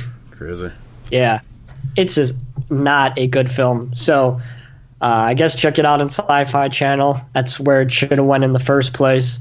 I'm not mad that I spent my money, and I know this movie has a lot of controversy because of Mr. Salver's behavior, but I'm just going to say fuck you all. I'm going to review it anyway, even though I don't agree with what he did, but I'm still going to tell you guys not to watch this movie because it's fucking horrible. So 3 out of 10 for Jeepers Creepers 3. To be honest, and actually there is a GoFundMe for the, victim of this Victor Salva. As soon as you said that, I thought you were going to say go. You were going to say Victor Crowley. Yeah, I thought you were going to say GoFundMe. I was like, oh my god. That's good though. That's good. So support. Yeah. Support what I can't remember. I actually knew the kid's name. I can't remember now, but getting back to Meg Foster, I never really honestly thought that she was a great actress in the first place. She's bad at this, man. Well, I've seen her in a few films. Like she's had smaller parts in recent years, and she's been pretty bad. And she looks terrible now, doesn't she? Well, wait till you see her in this movie. She looks even worse. Doesn't she look like she aged about double the time? I don't know what it is, but I feel bad saying that about her, but like she looks way older than she is. It's so sad, man. Because she's got those like real hypnotic eyes still. Oh well, you see them a lot in this movie, that's for sure. Or does he do lots of 70s close-ups on her eyes and shit? Yeah, and she has like green eyes because there's like this weird thing with the creeper's hand. It's fucking retarded. It doesn't make any fucking sense. They played off her real eyes. Oh my god. It's bad. It is really, really, really fucking bad. So don't recommend Jeepers Creepers 3. That's interesting. And your rating is 3 out of 10. You know, it's so sad to hear. It's so sad to hear, man. You know, after 2 pretty good films, to have such a quality dip and be so shitty. Ugh. Like, I can't imagine that it wouldn't be because of money. I was just surprised, you know. But you know what you think? I didn't expect it to be that with budget constraints and shit like that. Like, but still to pump out 100-minute film seems crazy to me. You know? Yeah, that's definitely true. Yeah. So, do you want to go? All right. Yeah. So the one of 2 films that I checked out. I mean, I've watched a ton of movies, but I mean, they're for other reviews on my channel. Sometimes I don't mind cross-reviewing, but I went and seen From Request at the theater. That was a 2016 film that got its wide release in 2017. Basically, it follows a young college student named Laura, who's very popular, and she accepts a friend request from a girl named Marina. And basically, this Marina girl has 0 friends. This Laura girl's her only friend on Facebook, and she goes to college with her. And this girl becomes like really obsessive, like really fast, like basically like wants Shankle. to be. She's a Mike Shankle. Basically wants to be, you know, like her best friend or something. And this Laura girl doesn't really do anything mean. She just is like, "Yo, you're coming on way too strong. Like you're not." Back the fuck up. Yeah, back up. Yeah, like your personal space here is like completely, you know, you're going completely over the line. Anyway, this Laura girl basically gets into a huge like fight with this Marina girl, and then Marina kills herself. So kind of opens with that suicide, and then we see what led up to the suicide. And like, I don't know how much to really go into the plot. I mean, it's pretty basically like this girl is like haunting her now. Yeah. And I'll kind of leave the plot there. So this film was definitely better than most people were saying. Like it's a good movie. Like it's a good movie. It's entertaining. There's obviously a lot of like social relevance with bullying and cyberbullying and suicide and things like that. Like her suicide is recorded in a video and posted on Facebook. So all things that Jeremy can relate to. That's why I like this one so much. No, man, it's I like the kills like in this movie because it like shows from like surveillance cameras and stuff, and it literally made me like laugh out loud in the movie theater because I was like the only one in there, and like sounds like and, a like, good time. Yeah, man, like this fucking sequence with this guy in this elevator, and it would fucking show like the surveillance video of him running into the wall like head first. This is making me fucking crack out laughing because it looked so ridiculous, but I liked it. I thought it was good. So yeah, I mean, I liked it too. Like there's some decent scares in it. At least 2 effective jump scares that did get me. Yep. Which I really like. The story was solid. I'm gonna compare it to Ring. It's very much like Ring, or The Ring. It's better than Rings. It's the better Ring movie to come out this year. But I will say this, like my negatives come from about like 30 minutes into the movie. I completely called the very end of the film. I knew exactly what was going to happen. I knew exactly what was going on. Yeah, it was very predictable, but the journey was still fun enough to getting there. There was one character twist. I don't believe that. I actually I didn't expect it. Yeah. No, I didn't expect it. Person was actually my favorite character, and then all of a sudden I'm like, oh. Turns out. I love this. I love the scene when they're in the fucking computer lab. Yeah, and all the computer screens are like flickering. Like that's a cool ass scene. I'm gonna have been a pain in the ass to fucking set that up, but yeah, it was creepy and scary. The only other main complaint I have is I thought the casting for the lead actress was pretty bad. I didn't find her that likable, and this character needs to be likable because this stuff is happening to her unjust. Like it would have been different if she was a complete bitch and caused this girl to have this suicide, but really she's just a nice girl. And if you're gonna have that situation, then you really have to like her. And she was not very charismatic, honestly.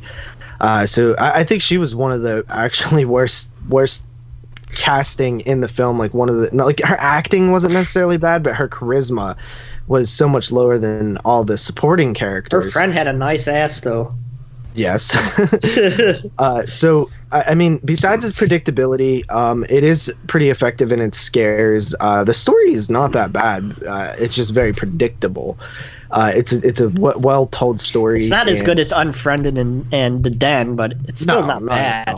Not at all.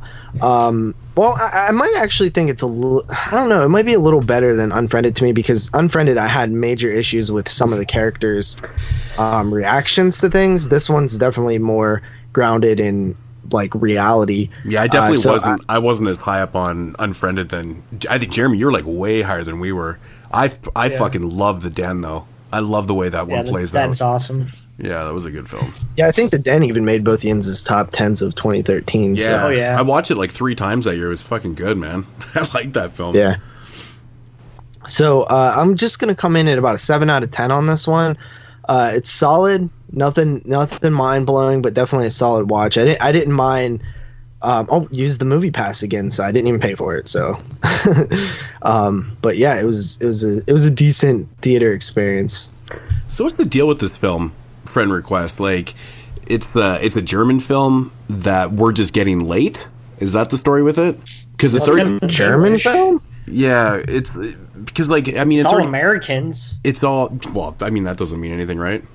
Or I mean to sell their film. I mean they do it a lot, man. Cast Americans or English speaking people in their films. But wait, hold on. I never even heard that it was German. Yeah. Is this true? Yeah. But what's it like? It's already out on Blu-ray in certain areas and stuff like that. So why is and I've even heard people say that they saw it last year. So yeah, it is German. That's crazy. Yeah, I mean, I heard people say that they saw it last year, and it's already out on Blu-ray in certain countries, maybe in Australia. I'm not sure. I just saw a Blu-ray of it, but well, it was supposed to have a VOD release last year. It was like similar to the 48 Meters Down or whatever, where which actually ended up getting a release and then pulled. Like, it actually had DVD releases. Okay, yeah. I knew there was a story with this one. I kept thinking to myself, going, why are we just getting this in theater right now when it's already out on Blu-ray? And I was like, this is fucked. So strange. Well, so most people seen it on pirate sites last year. Yeah. Because it did get close enough to a release to where it was put on the pirate sites and stuff, but it definitely didn't. Like, Dave swears that it did get an actual VOD release. I can't find any information on it actually being released. Everything I see is articles from 2016 saying like Film Request was supposed to have a release next month, but is being pulled because for a theatrical release. So it never played theatrically in any other countries last year? Well, I don't know. I think what happened is that it's the same production company that released 47 Meters Down. So I think they were like, before we do this, what we did with that film, let's just rethink this and just release it theatrically before we change our mind, like with that movie. I think those guys need to get their fucking priorities straight. Well, no, because they had a good point with 47 Meters. Like they looked at it and they're like, oh, this is getting a lot of, like, people were kind of excited about this.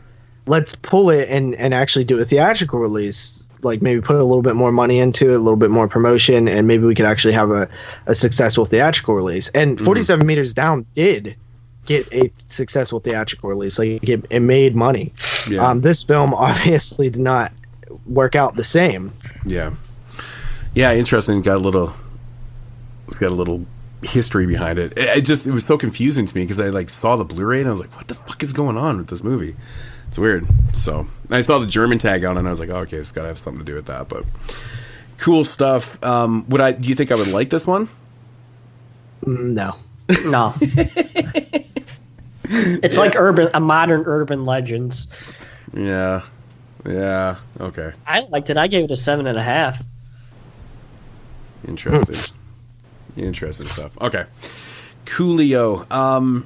Yeah, first up here, man. Brand new film. This one just came out, I believe, technically the same release date as JP's review. This one's from 2017 and it's called Happy Hunting. Now, when I first read the synopsis to this film, it just had me so stoked because I like these type of films, man. I mean, this is not an original idea, but it has potential to be a pretty cool film. How I would dub this film, it's kind of like a really low-grade version of like the Running Man / Surviving the Game type deal. So if you're a fan of like these hunting human type films, you know, it might intrigue you a little bit. But basically what we have here follows our main character. His name is Warren. And he's basically a piece of shit. He's a degenerate fucking drifter who's going nowhere in life. And to make things worse, he's a raging alcoholic. And he's got major problems. He's likes to drink, drugs. It doesn't matter. He's just got problems. He's going from place to place. So he ultimately ends up at his buddy's house in this small little kind of desert town. And he kind of bunks up with them solely to kind of rip off his booze. But the guy's apparently like recovered, but he's there ripping off his drugs and just being a degenerate type of piece of shit. So after a night of socializing, he wakes up the next morning and he's all tied up and bound and shit, and along with about 4 other people. And so what it is that this town is all a bunch of degenerates themselves, and they like to actually abduct people and hunt them. It's what they do for fun, because this town is kind of located in the middle of buckfuck nowhere. It's more or less on the Mexican border, so they can kind of get away with the shit because it's like right in the middle of nowhere type thing. So that's essentially what they do. They set these people free, and these degenerate fuckers go and hunt them and shit. See, the catch with this film is that he is a raging alcoholic, and we know what happens to alcoholics that aren't drinking. they start to deteriorate, like they start to shake. It can actually kill you. Like if you're a raging alcoholic and you come off the booze cold turkey, it'll generally kill you. The booze won't kill you. Your heart will just give out on you and shit like that. So that's one thing was really bothering me with this film. They do play into it a little bit. So once he's out there and he's trying to survive the game, he's showing signs of, coming off the booze. He's starting to shake. He's getting all sick, but he recovers so fast at times. And it's like really fucking bugging me. I'm like, I know for a fact, I've seen people go through this before. This is not how it works. He'd be fucking literally dying on his back, if not even dead in reality. But that wasn't my biggest problem with the film. It's more or less the setup. It has a really choppy setup to it. Like, 1 minute he's with his buddy and next minute he's just bound. Like there's no transitional period that would allow you to believe that this was going to happen type thing. It's just things are happening so rampantly in this film. You're questioning everything that's going on. You're like, what the fuck? Like, this doesn't even make sense kind of thing. And then to top things off, one of the first kills happens and it's CG to shit. Like, this dude gets a fucking bullet right through the eye. It's CG just shit. And I'm like, oh my God, here we go. So that kind of set it up for the rest of the film. The effects in this film were really bad. The acting actually was really piss poor too. There's a lot of bad sequences, a lot of action sequences that are shot really shitty in this film too. Like when you watch old 80s action films, sometimes it's just, you can kind of laugh about it. Like the editing's all choppy and you're just like, that's not really cohesive with how that would have played out, kind of thing, right? It's like a Children of the Corn 2 type thing. And, but it happens so often in this film, you're just like, what the fuck? It's brutal, man. So overall, man, the film just, it's not good. It wasn't good. It wasn't enjoyable. I was really disappointed by this because I was loving the setup of the surviving the game type thing, but it plays out so shitty and it's unrealistic to the point where this dude would have been dead, blah, blah, blah. And then to top things off, it has a really bad ending, which sucked, which really sucked because it was predictable. You knew exactly where this was going and it actually happened like that. So it did the film no justice. Not a lot of good things to report on this one. I kind of like the setting. The town seemed a little bit unrealistic where it was because there's a lot of people there, but there seems to be, the way they set it up, there's nothing around forever. And I'm just like, okay, this doesn't make sense. I mean, anyways, I'm coming in about a 4 out of 10 on this one. I did not enjoy this film whatsoever. Very, very let down by a Hunted Human film, man. JP, don't check it out. You won't like this. Huh. Yeah. I mean, what was the title of that one? Happy Hunting. Yeah, I don't know. With the title Happy Hunting, not knowing anything about it, it's from this year, haven't heard anything. I wouldn't expect for it to be that good, honestly. I read the first two lines. You said that about Landmine Goes Click and you were surprised. I mean, that's true. I'm just saying, like, I wanted to do this one because just in case, so you didn't watch it. I mean, I guess I could have just told you too, but I know that you like these surviving the game type films, and some of them are pretty good. Some of them are pretty good, But what I meant by the Running Man, like the town is all in on this thing, and it's kind of run by this like real piece of shit sheriff and stuff, and he kind of acts as the game show host, but he does it really poorly. Like the production value. Everything you're saying about the film makes me think that I would hate it. Oh, dude, the acting really, really. It's discouraging when you're watching it because you're dealing with a really serious issue, and like the way people are reacting to things, you're going, nope, this is ridiculous, and it's totally off-putting. That type of stuff kills movies for me when I feel like it's playing ridiculous when it should be serious. Oh fuck, I hated it. It wasn't good. All right, Jeremy, back to you. Back to some more shit. And this time we'll be talking about defiling shit. And this comes courtesy of my good friend, that no good son of a bitch motherfucker, Jerry. Violent shit from the year, Violent Shit 1 and 2. Gonna do 2 and 1 because there's not much to talk about these movies. From the year 1989. This movie has no plot whatsoever. I'm not even fucking joking. Like, there's literally maybe like 30 lines of dialogue in the entire 73-minute running time. The other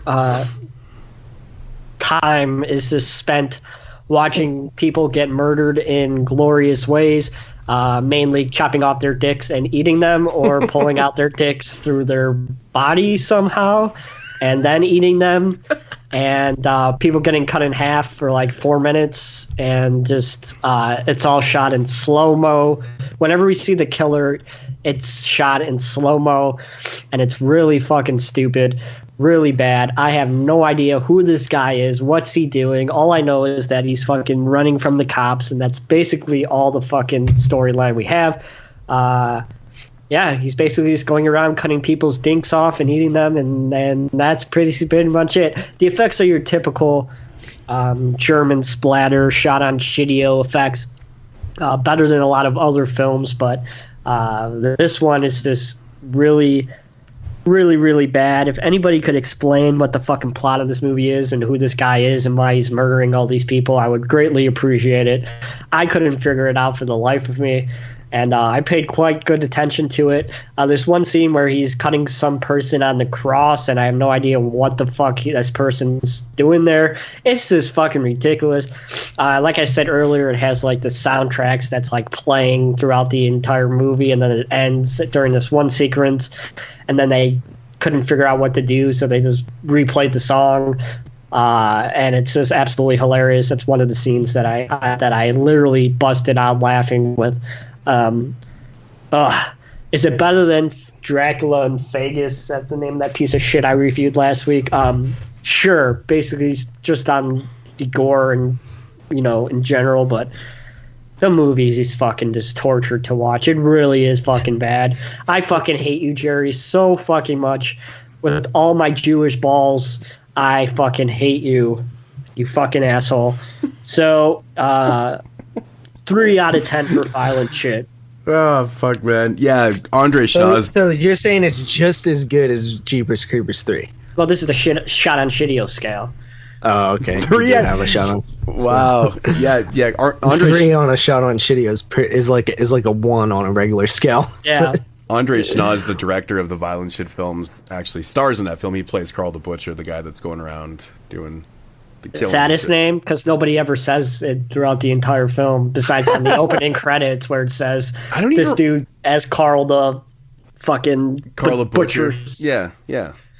Butcher shitter is what he's fucking called. Like, nobody ever says his name in the entire fucking movie, so I had no idea that's what his name was. So now we're going to jump 3 years forward into Violent Shit 2, Mother Hold My Hand, from the year 1992. So this movie takes place... This one's better. It is better, but it still has... The effects are better in this movie, but it's just like the same pointless murdering spree. But this time we follow... what's his name? Carl the Butcher. Is that his name? We follow his son, Carl the Butcher Jr. It is Carl the Butcher Jr., yeah. As he continues his father's legacy, because his father dies in the first one. Not a big spoiler, because you're never going to want to watch these movies anyway. But this one has your typical, as I've figured out as I've been watching these movies, unfortunately, it has your typical handgun head explosion scene that we saw in The Burning Mood. It's just hilarious watching people's heads explode with a handgun shot to the head. It has this one scene with the staple gun that's actually pretty nasty, and the effects is actually pretty good. But this one definitely steps it up on the effects. I have no idea if Violent Shit did well in Germany, that he was able to get more money to do the sequel, and he was able to put that into the effects. But basically, it's this, what the fuck's his name? Carl the Butcher Jr. just going around. Same thing as his dad, father like son, for some reason that we don't understand why his son has to kill everybody too. But he just goes around like on the countryside roads in Germany, and he just kills random people in horrific ways. And it's 5-minute killing sequences of bullshit, just like the first movie. It's fucking stupid. Absolutely stupid. Why am I watching these fucking movies? Why? I don't understand why Steve likes these movies. I don't understand why anybody would fucking sit down and watch the movies. They're fucking so bad. I am not looking forward to Violent Shit 3, Infinity of Doom, from year 1999. Maybe a 7-year break made the movie better. I highly fucking doubt it. But I guess Carl the Butcher Jr. and his father rises from the grave in Violent Shit 3. So hopefully they can start killing people together in bullshit ways. But 3 out of 5 for Violent Shit 2, basically because of the effects are better, but it's basically the same shit for the, no pun intended, the same shit for story-wise. Yeah, and like I said, the only violent shit that's going to be happening is me pulling down my pants and laying out a violent shit on Jerry's face for making me watch these movies.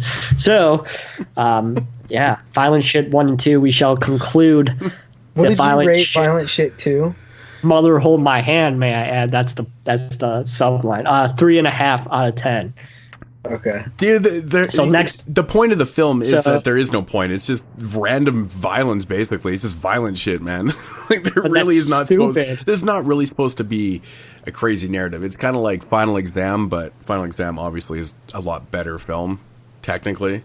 But I don't know, man. Did you watch Violent Shit the movie? They're fucking Violent Shit the movie is atrocious. It's honestly Violent Shit the movie. I think Violent Shit the fourth one. I think actually technically it's not. There is a fourth Violent Shit film. Yeah, it's Violent Shit 4.0. Carl the Butcher versus Axe, which I've actually never seen. From the year 2010. Yeah. So it's the fifth Violent Shit then.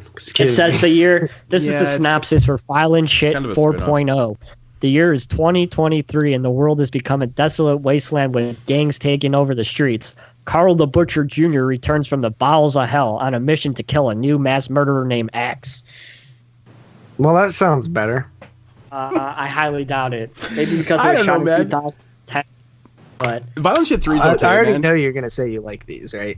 Violent Shit 3 is actually pretty good.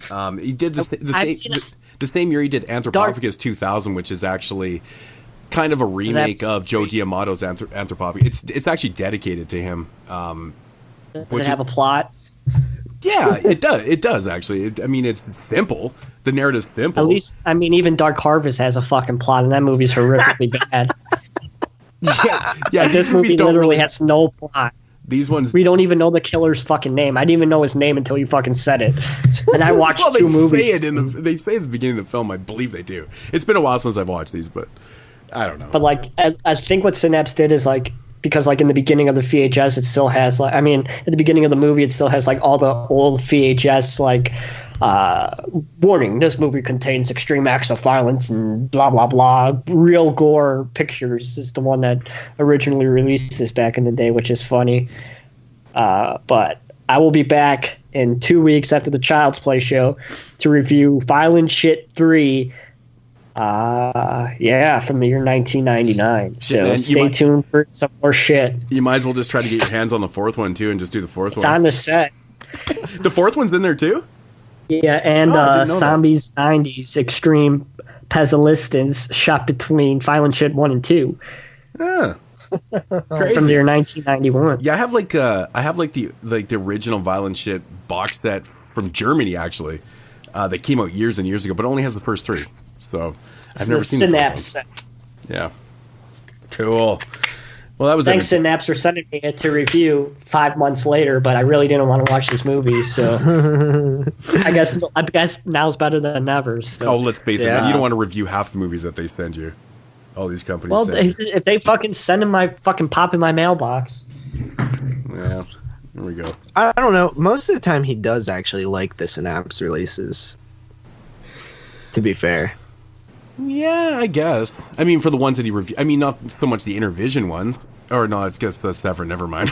He actually doesn't review any of the Intervision ones, anyways, man. So, yeah. What the fuck? That's a true statement. Because I don't ask for them and they just show up in my mail, and I really don't want to watch. What's the fucking name of this movie? Suffer the Children, another shot on Shidio from year. It's a video nasty though. From the year 1980. Huh. I've had enough shot on Shidios for a while. Thank you very much. Fuck, I rewatched fucking great one, man. Black Pass, Olaf Ittenbach. It's fucking. But at least he's good. Oh, it's got a storyline, but the gore is just. It's fucking relentless, man. It's just relentless in that film. Fucking get me worked up, man. The fucking movies. Fucking bastard. Oh, shit. Thank you, Jerry. Much appreciated. Yeah, that was great.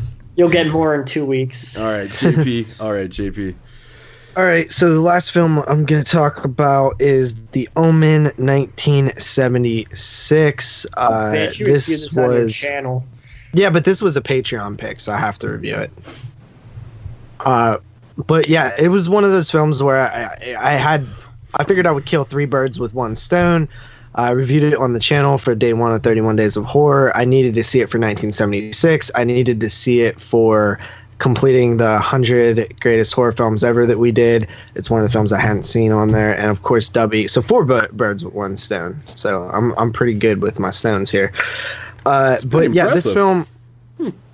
this film follows a husband and a wife who are having a baby, and the wife, it's a stillborn. Meanwhile, at the same hospital, there was a baby that was born and the mother died. So the husband decides to claim that baby as their own. They raise it. And then, I don't know, I would probably say, like, how old do you think? Like 6 or something? He starts, weird stuff starts happening around him. This nanny hangs herself in front of, like, this birthday party and, you know, like, jumps off of a roof and, Damien, it's all for you. Like that line that everybody knows. After that, we have the husband who I never know what the hell these people are in these type of movies, but, like, I guess he's some kind of, like, political guy or something like that. Like, they seem very well off. Like, they have, like, a big house and stuff like that, and nannies, obviously, and things. He begins to notice that weird things are happening around Damien. This priest begins warning him that there's something wrong with Damien, and basically there's a photographer or a journalist or something who points out more questionable things happening around the people that are being murdered or injured around Damien. And basically he decides to investigate, finds out that he might be raising the Antichrist. So he digs further into where the baby came from, because, as we know, it's not his actual son. And they begin to unravel mysteries here.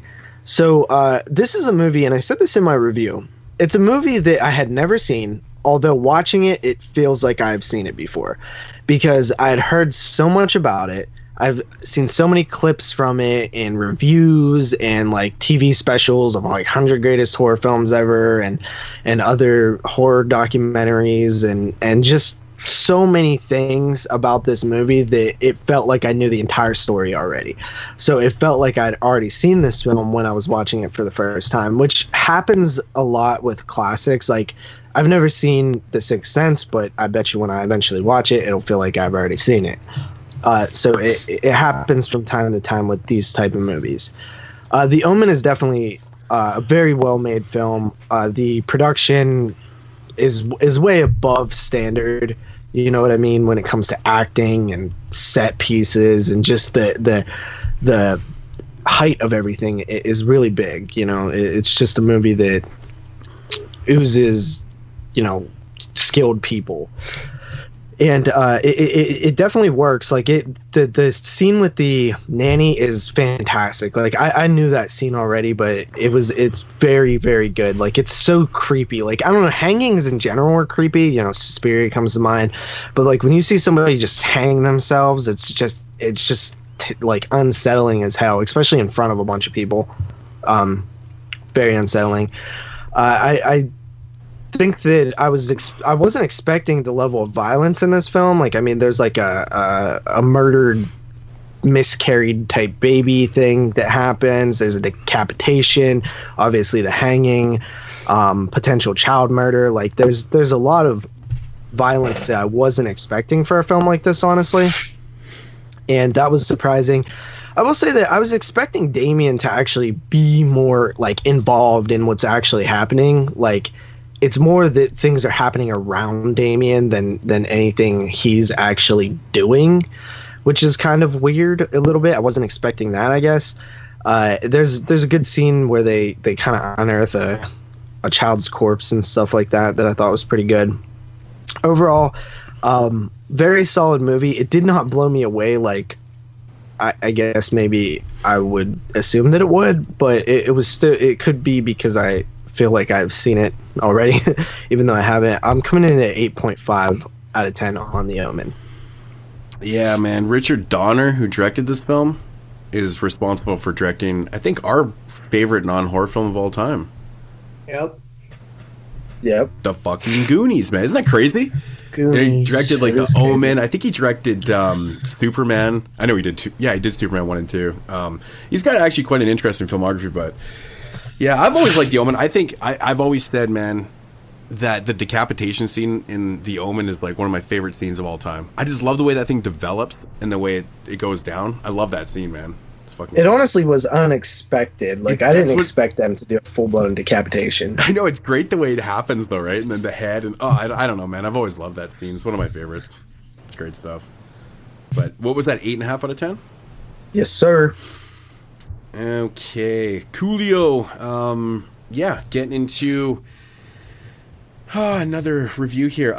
Also from 2017. This is one that recently got released also, and it is called Cabin 28. I wanted to check this out, man, because I knew a little bit about the real life story. It's actually based on these murders that happened in what's the name of the city? I think it's Keedy, California in 1981. About this family that got murdered in this cabin. And ultimately the murders are still unsolved to this day. So they made this film about it called Cabin 28. That's where it happened, in Cabin 28. So it's basically about this family that's vacationing, and some people break into this house and they end up killing the mother, the son, a daughter, and then another daughter ends up going missing, which they end up finding her skull 3 years later. Not the body, they just found her head and they identified her. So 4 people from this family were murdered, and of course the prime suspect actually was like the husband, and maybe his friend and stuff like that. But so the way the story goes is that the prime suspects in this case were actually they've actually all passed away. The case is still open and stuff, and that's kind of what this film does. It depicts the murders. If you know anything about the story, you basically know what happens. These people come to the house, these people die. And that's about the first half of the film. I would say maybe the first 2/3 of the film. And then the last third is actually like kind of an interrogation scenes with the prime suspects. And it just kind of cuts into that. It's a very odd structure for the film. I wish they had have structured it just a tiny bit better. Obviously, there is a little bit of, fiction in there too and stuff like that. Or nonfiction, like with what happened and shit. But the thing that threw me off about this film, and knowing that it was the real murders happened in California, obviously in the USA, they filmed this film in the UK with British actors and stuff. It threw me for a fucking loop, man. I was like, what the hell? This is like this is an American story that's filmed over there. It was throwing me for a loop. I don't know about you guys, but that's something that always kind of bugs me. I don't know why they didn't do this in America. It was very off-putting to me. I just didn't think it was that good. I mean, it didn't have that. The setup to the film didn't have that terror to it, I think it's because you know what's going to happen, but even when the assailants break into the house and they start doing their thing, it's not that terrifying. I mean, the very first scene where the one daughter, she's talking with this guy on the outside of the door, I mean, that's okay. But it's also because you can hear like Night of the Living Dead in the background in this one scene. So that was kind of cool. But the way this film plays out, I didn't think it was actually that great at all. I thought the acting was really atrocious in the film also, which was another element that just killed this movie. I kept thinking to myself, why are they using these actors, man? This is American stories. This fucking drive me nuts. But the acting actually wasn't very strong. I think the most interesting part of the whole film is not the killings. Not all the brutality that happens, which is okay. The killings are a little bit vicious. It depicts them quite well to how they actually died in real life. But I think the interviews with the suspects is actually the most intriguing part of it.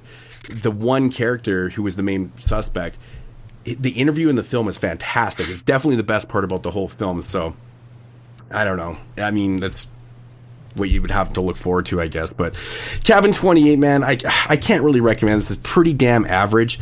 I'm going to come in about a 5 out of 10 on this one. It's just, I wish it was done a little bit better, a little more terrifying with the home invasion stuff, because if your best part of your film is the police interrogation, it's not really that exciting, to be honest. So, yeah, Cabin 28 was kind of a miss for me.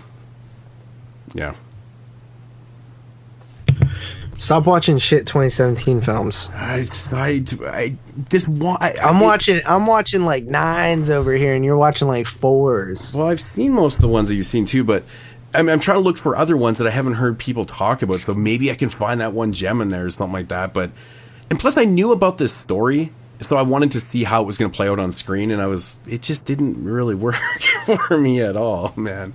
Like, you should have been watching Gerald's Game instead of this shit. Gerald's Game. Is it on... Or American Vandal. Is it on... you know, I was actually gonna put that on the other day, but I'm waiting for a time where I can just kind of sit down and marathon it. I think I'm gonna like it so much because if it so funny. Yeah, I think I'm gonna like it so much. I want to kind of marathon that shit. But Gerald's Game is on Netflix. I wonder if it's on a Canadian Netflix. I'd hope. So it's a Netflix original. Yeah, we should get it then. I know sometimes we get fucked on those. You know, those things drives me nuts. But yeah, cool. Jeremy. All right, last one. I guess this will be a pick of the week, even though it's not really that good. Well, it's okay. It's better than the other shit I watched this week. It comes from the year 2017 from our good friends at Dark Sky Films. And it's a film titled It Stains the Sands Red from the year 2017. Now, this is another zombie movie. I've talked about it a billion times on the show that... Bear with me. That I am not a fan of zombie films. I really don't like them that much. I don't find them interesting or anything like that. So, but this one was a little bit different. I was a little bit curious about this one because the setup is very interesting, and it can only be pulled off by a actress that does a really, really good job at the character.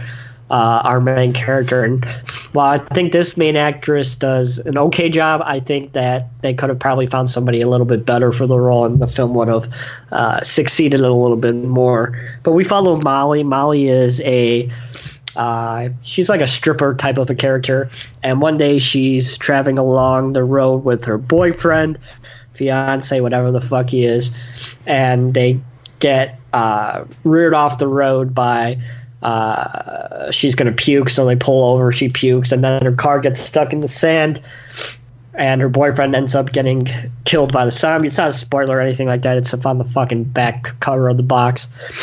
So Molly is basically now by herself with this one zombie, and she is basically walking through the desert as the zombie is behind her, and she could rest and things like that, but the zombie doesn't need to. So it's always like a cat and mouse game of if Molly is far ahead than the zombie, she's able to rest, but if she takes time, he's going to catch up because it doesn't need to stop it to rest. That's a really interesting idea. It's a really original idea, actually. I kind of really enjoyed that aspect of the film.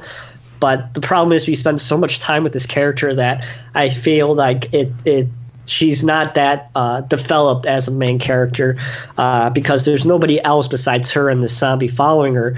So there's nobody really that she has to bounce off from. So we're stuck as the audience in her mind with her feelings. And I just feel like as an actress, she doesn't pull off the role that well. She's not a bad actress by any sense, but I just feel like this is a role that is suited for somebody that's a really, really well-versed actor in the sense that she's basically not having anybody to play off of. Then we get to the 2/3 mark of the film, and that's where the movie starts to go for me. Some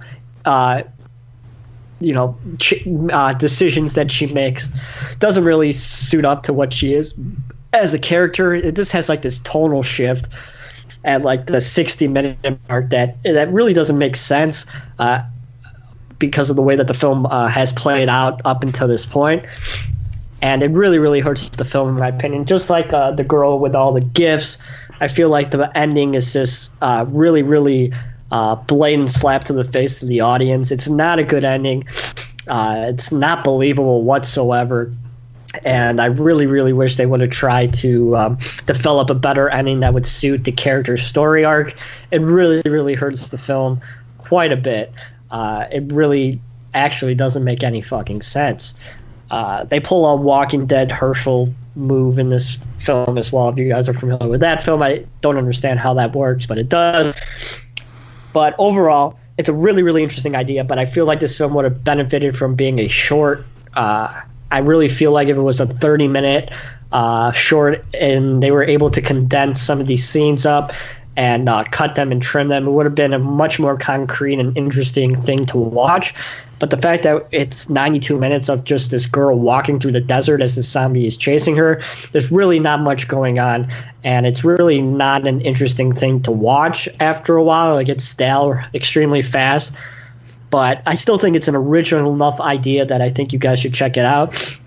It's definitely not going to be in my top 10, and it's better than Violent Shit and Jeepers Creepers 3. But it's definitely not one that is going to be on my list. So I'm just going to come in with a 5.5 out of 10 on It Stains the Sand Red. Yeah, man, I agree with a lot of stuff there. I think this movie is good for, the first kind of 2/3 of the film. I think I liked it though. I agree that the main actress was not developed at all, but I mean, it's pretty tough to kind of develop that character given the situation that you're presented with, right? For the plot. Yeah. I don't know how you would actually develop her, but you learn things through her emotions and her kind of, her flashbacks and memories and stuff, which kind of helps. But the turning point in this film is so out of left field and doesn't make sense, because I feel like the relationship that she started with the zombie, to go to that level,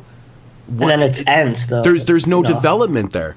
Like, all of a sudden it's like she made this conscious decision where she's going to do this, and it didn't feel right at all. I don't think that the build up to that was properly done whatsoever. And then the whole shit, like, everything that happens after is just a big steaming pile of shit, man, to be honest. The end of this film was so disappointing. So disappointing. And the scene that you're talking about where she basically goes all Walking Dead with that one with the zombie there? Explain to me how she managed to do that. Yeah. It doesn't make rock. It doesn't make any sense though, because they actually cut out of that scene, right? She gets this idea, they cut out, and then all of a sudden she's set it up, and I'm just like, oh my god, that's so cheap. And then shortly after, the movie takes a huge fucking steaming shit dump. Totally, man. But I liked it though. I liked the fact of this. It's character. A good idea. It is, man. I thought it was a really fresh idea, just having this one character with, kind of running away and the fact that she has to rest and shit like that. I like that whole premise, and the fact that she kind of named him. I don't know. It was kind of cool, man. It was cool, but wow, they fucked up in the third act in that one. Big time, man. I was so let down by it. Stupid. The end of the film is just ridiculous too. The very end. It doesn't even end. It's just like it ends with like no concrete conclusion. But you know what happens though. I mean, I think if you watch enough of these type of films, I think you know what happens. But yeah, I don't know. That was disappointing for sure. JP, that's all I have. It's you. Oh, it's back to me. Okay. Really? You didn't have any more? I mean, I have other stuff, but I'm doing them on my channel. Tried to watch a lot, but it's rough going. Okay. I guess getting into my Italian Stallion of the week here, or of the episode. This one right here is from 1987, directed by Lamberto Bava, and it's called Delirium. I recently got the 88 films Blu-ray in, so I was like, gotta check this out, man. It's been a while since I'd seen this one. I actually really didn't remember it a whole lot, to be honest, and so I was curious to check it out. I will say right off the bat, the Blu-ray looks phenomenal. They did a great job with the transfer on this. It looks really damn good. Probably one of the better ones out of the collection so far, so that was really cool to see. But basically this one follows our main character, Gloria. She runs a kind of like a modeling agency. I don't know if it's like a full-blown, in a sense, I think it's kind of like a Playboy kind of magazine. Like, there's a little bit of nudity. It's kind of like softcore magazine for these models and shit like that. And so what's happening is her models are starting to get killed off one by one. And, of course, this is a giallo, so now there's a big investigation. And but the thing that happens is, once her models start getting killed off, her sales start rocketing. right? So every month, the new cover girl seems to get picked off. Sales go crazy and shit like that. But of course, she feels like she's going to be the next victim because every time one of her models gets killed, the killer takes a picture of that model dead in front of a blown up picture of her, Gloria, who actually used to be a model and used to work for this actually competing company that's trying to buy off her, to buy her magazine right now. So that is the story. In step, the police investigation, things like that. It's a fun film, man. It's a fun film. It's actually really what you would expect it to be. It's pretty sleazy. It's not over the top sleazy though. You would expect with a storyline having to do with kind of softcore stuff that there'd be like a lot of sleaziness going on. There is, but there isn't. I got to say, man, Serena Grady, the chick that plays Gloria in this, man, whoa, man, she's got like the nicest set of titties ever. It's fucking awesome. Another really cool addition to this film is Dario Nicolodi is in this film too, which we all know her as Dario Argento, Asia Argento's mom. So this is the longtime partner of Dario Argento. She plays the assistant to Gloria, which is very cool to see her in this film. I always love to see her in Italian film. She does a great job in this one. My biggest problem with this film is actually more or less the kills in this one. Some of the kills are on screen, some aren't. I think that Lamberto Bava kind of missed the boat a little bit with some of the kills in this one because I think it would have added that element that it needed to have. I think having some of the kills off screen weren't... It doesn't do this film justice whatsoever. You really need to exploit those models and kill them off in the way on screen. It needs to be a little bit more powerful and stuff. That's kind of like my biggest complaint, but I do like the development in this film. It's actually quite interesting because, they set it up with this competitive magazine, her competitor, so you're automatically thinking it's got to have something to do with her. Does it or not? Like you're kind of leaning towards this. So the development's pretty cool. It keeps you guessing throughout the whole film.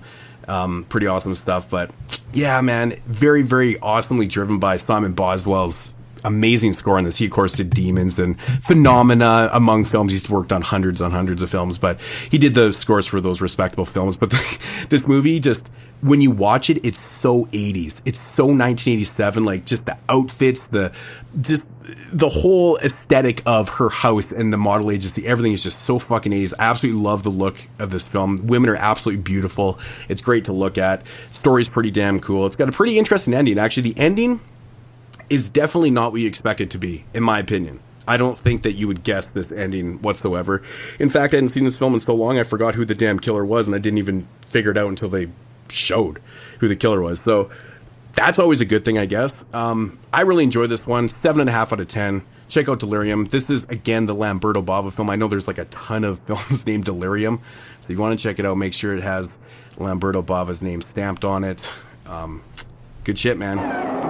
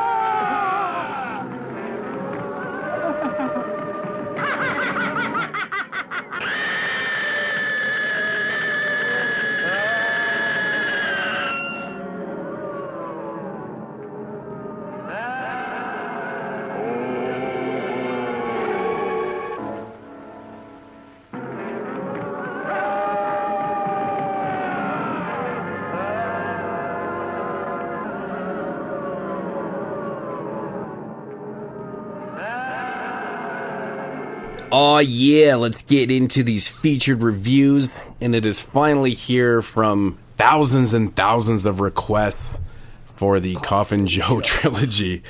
I had a very odd moment today where somebody actually asked me when we were going to do the Coffin Joe trilogy, and I responded, I said, we are recording that tonight. Person was very surprised. I'm pretty sure we mentioned it on the last episode, right? I did say that. He's like, I haven't listened to that yet. So it was just very odd time. Yeah, it was just very odd timing. I said, yes, we are actually doing that. So I'm pretty sure we had announced it at some point, though. Probably. Because I know ain't nobody just requesting Coffin Joe out the blue. But like all of our trilogy and franchise shows, there is potential spoilers, so you are warned now. Yes, that is right. Spoilers are going to be prevalent in this, of course. So, first film here, from 1964, directed by Jose Mojica Marins, also known as Coffin Joe. I don't really think anybody ever calls Coffin Joe his real name. I think he's just known as Coffin Joe. I think that's even what... Is he like a really famous character in Brazil, or... I don't know what is he like Spider-Man to them or something? I'm not. He's just... the filmmaker just likes the character because, well, hell, it's him. I know, and he puts him in the movie. This is not a well-known character in Brazil. Okay. I actually have no idea, to be honest. I mean, you know that for a fact? That was a good question, JP. Fuck off. No, it's a good question, but dude, like I follow a lot of Brazilians, and I've never heard anybody mention Coffin Joe ever. Yeah, but you know what, man? I actually just had this conversation earlier today with somebody, and it seems like a lot of people that, you know, from their native countries, like, don't seem to represent their films as much as other countries do. You know what I'm saying? It's like, I was talking to a dude today, and he was like, I was talking to this German, and he said that he doesn't watch German films. He does not like the German film industry whatsoever. And I was like, that's crazy, right? And then on the flip side, we've had, you know, like, look at Charlene from the now imploded Cinema Attack, who doesn't like French films, you know, and I've seen this be a prevalent thing with people like from their native countries and stuff. I've heard, you know, Canadians, I don't like Canadian films. I don't know what it is. Well, if it's to be cool not to like your own country's films, I don't know what it is, but people in the U.S. do that all the time. Well, there you go, and it's prevalent. Like, I was very shocked to hear someone say that, like, you know, the dude from Germany is like, I don't like German films. They double their shit and stuff, and I'm like, wow, crazy. So, who knows? Maybe it's the same thing in Brazil. I'm not 100% sure. I'm not saying that, like, I'm not saying that cinema fans and genre fans are not big on Coffin Joe. I'm just saying it's not like Spider-Man. No. But it's not a big thing. I would actually like to know, because I have watched his documentary before. I can't quite remember it. To know what his status is in Brazil. You know, I mean, who knows? I mean, there's not a whole lot of major famous directors that have come out of there. I mean, there is, but there isn't. You know, it'd be interesting to find out exactly what his status is there. I mean, it's obviously. I mean, I'm sure he's beloved by genre fans. I mean, I doubt like the people in the favelas are like, fucking Coffin Joe or Juan Mark Ways or whatever his name is. I mean, he's obviously known enough. I mean, he's still technically kind of in the business. I mean, he made Embodiment of Evil just a few years back, you know, kind of thing. So his career spawned over 50 fucking years. So he obviously does well enough that. Yeah, but I guarantee you that these films do not have a budget. You know what I mean? Like, I'm sure he would be like, oh, man, I wish I could have had more money. No, but it's still the fact that it's not even a budget thing. It's more the fact that he's still making films in general. I mean, there's obviously some type of audience. Yeah, I mean, that's awesome. Yeah. Like, I think that's great. But that's, you know, I guarantee you a lot of the people that support that guy is from this country. Who knows? Probably. I don't even know. I don't even know if there is a release for this film in Brazil. Brazil's a poor country. Oh. You know what I mean? Yeah. Especially right now. I think they're going through some tough shit. Well, Brazil's always been, it's always had its problems. It's always had its dictatorship problems. And I mean, and that's actually that's good to note, because that's kind of what these films are about. These are like a big fuck you to Brazil and the politics and stuff, right? But yeah, let's get into At Midnight I'll Take Your Soul from 1964. Quick little synopsis here. A gravedigger prowls the city in search of a female to bear him a son. That's actually a really good depiction of the film. That's exactly what he's doing. Yeah, man. Guys' thoughts on the film? So first of all, I forever I've known about these films. I never wanted to check them out. It's one of those cases where I thought the title was stupid. It just seemed silly to me, and I knew I would eventually see them. I just wasn't like in a rush to see them. They actually surprised me in terms of like what they were actually about. Like I expected it to be like cheesy or something, but good old Coffin Joe. Every time I say coffin, I just think that he's like bro. Coughing, like. But yeah, so one thing I mean, I was expecting like way shittier quality than it actually was. Two, I was pissed that all three of these films were subtitled.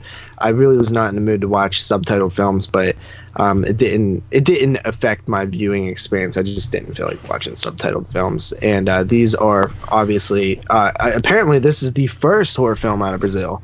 Yep. Yes, that is correct. That is correct. And you know, the interesting thing about watching these films with subtitles is that, you know, a lot of these type of films, you could kind of, you know, half-ass read them and kind of get the whole gist of everything. But there is a lot of dialogue that's actually meaningful in these films too. It's, you know, it's pertaining to what he's trying to say within these films too, right? So it's kind of interesting. Like the more mean, you could probably pick. It's very political. It's very political, especially for the time this was made in 1964. I mean, Brazil again was going through another rough time with their government, their dictatorship and shit like that. And it's very prevalent. I mean, Coffin Joe's character, he's an undertaker. That's how he makes his business and stuff. And his life goal is to bear a son to basically, he believes in his heart that when he bears a son, it can actually save society. It can save the world, because he's like the most conceited, cynical type character of all time. But he truly believes. I don't know a ton about politics, especially in 1964 Brazil. Yeah. But I do know that throughout these two films, especially, I was getting like strong like Hitler vibes off of Coffin Joe. No, man, he goes up there with Strostrom's character and the Phantom's character is one of the most mean-spirited bastard characters of all time, man. Yeah, Coffin Joe's for sure a dick bastard. Well, like that scene, one of the greatest scenes that I've seen in like a long time, or one of my favorite shots that I've seen in a long time, is when he's sitting at that fucking table and he's eating that lamb, and that recession is happening in the background. Like that just screams what his character believes in and what he's all about. That shot is my favorite shot in the trilogy. It's so fucking powerful. It's awesome. Yeah. It's so good. I get it, man. And you know, the reason why Coffin Joe's character is such a dick and the way he is because he's pissed off at the world that he lives in and the oppression of the Brazilian government is just a huge fascist corporation, military run, and they've gotten everyone to believe in, which he constantly talks about it within these films, is, you know, the figment of their imagination, you know, which is God. Right? He doesn't believe in God. He doesn't believe in he doesn't believe in any of that shit. And that's something that was pushed on all the people, you know, in Brazil, was religion. And he was totally 100% against that. So that's kind of what created the character that he is. He's so fucking pissed off that he doesn't give a shit about anybody because all these people are fucking sheep. They are followers, you know, I mean, because they were forced into it, but they, at the end of the day, didn't have their own mind to even fight it. And that's what he's trying to do. He's basically trying to bear this child, which he believes that can save the people. It can overrun this fascist government and, you know, and do something about it, you know. And I think it's so strong and prevalent throughout these films. I love that. I don't really get like a ton of like, I don't know, maybe I'm misreading it, but I don't really get a ton of like that he sees like the government as the problem. Like I think that's where the human race is flawed and he wants to make it better. He's not talking about he's talking about the Brazilian people though, because you have to remember the reason why they were so religious there is because the government made them be like that. That's where it all stems from. I mean, he doesn't necessarily say government, but that's implied. I mean, if you know anything about just Brazilian history, I mean, they were always the people were so oppressed. They didn't have a mind of their own. It was a dictatorship, right? They were basically told, you have to believe in this God. And I mean, it's still like that today there. It's crazy. Like it's not as fascist as it used to be, but that's what he's saying. He's basically standing up for, everything that he doesn't believe in. He's saying, fuck you guys. My son is going to change everything. I saw the film a little bit different, honestly. Like I think Coffin Joe is like, I don't know if I want to think of him as doing it for a good reason. Like I just like thinking he's kind of as despicable, like where he just like a Hitler, like he's the guy who's saying that his bloodline is the best. We need to eliminate anybody who gets in the way, continue this bloodline. It's the future. No. Well, no, the reason why he's saying that is because he truly believes that there's no God. And he's like everyone else. He's like, my son, he's going to take over and he's going to tell everybody that believing in this, this figment, in this fucking phantasm, and it's just not real. It's not reality. You need to stop dealing with that shit, man, because it's fucking up your whole ways. Everyone is just like the same person. He fucking hates that. He absolutely hates that, how everybody is just the same. And, this is a big fuck you to those people. So I think he's just a bad dude. Honestly, he's an anti-hero. I think he's just a bad dude. He theoretically is an anti-hero because, I mean, let's face it, he does evil, bad things. I mean, he's raping and killing, and he's going about his ideas in a bad, mean, evil way. There's no questioning about that. I mean, you don't just kill your wife because she can't bear a child by killing her with a spider. Kill everybody else. I do not see him as an anti-hero at all. Like, not even the slightest. Well, this is what he's trying to like. He's trying to be a hero by bearing a child. That's essentially what in his mind. Yeah, in his twisted mind, which he's wrong. Yeah, like I'm not. Well, obviously, he's not going to change the whole system, the whole oppression that the Brazilian people have been, dealing with for centuries or for like hundreds of years by bearing a child. I mean, the idea is ludicrous, but in his own mind, that's what he truly believes, which is crazy. That just adds to how nuts he really is. But the subtext is there. The subtext is there. It's all about trying to save the people at the end of the day. I mean, I don't know. I don't see the film like that. I look at the film like there's this character who is very, very much an asshole. Like he's blatantly blaspheming, right? Like he's blatantly doing all these things. He's eating meat on the holy day. He's raping. He's killing. He's doing every despicable thing that you can. He's prideful. All the religious things that say you shouldn't be like that, he is that. And then prevalent throughout all of these films is a strong religious foundation.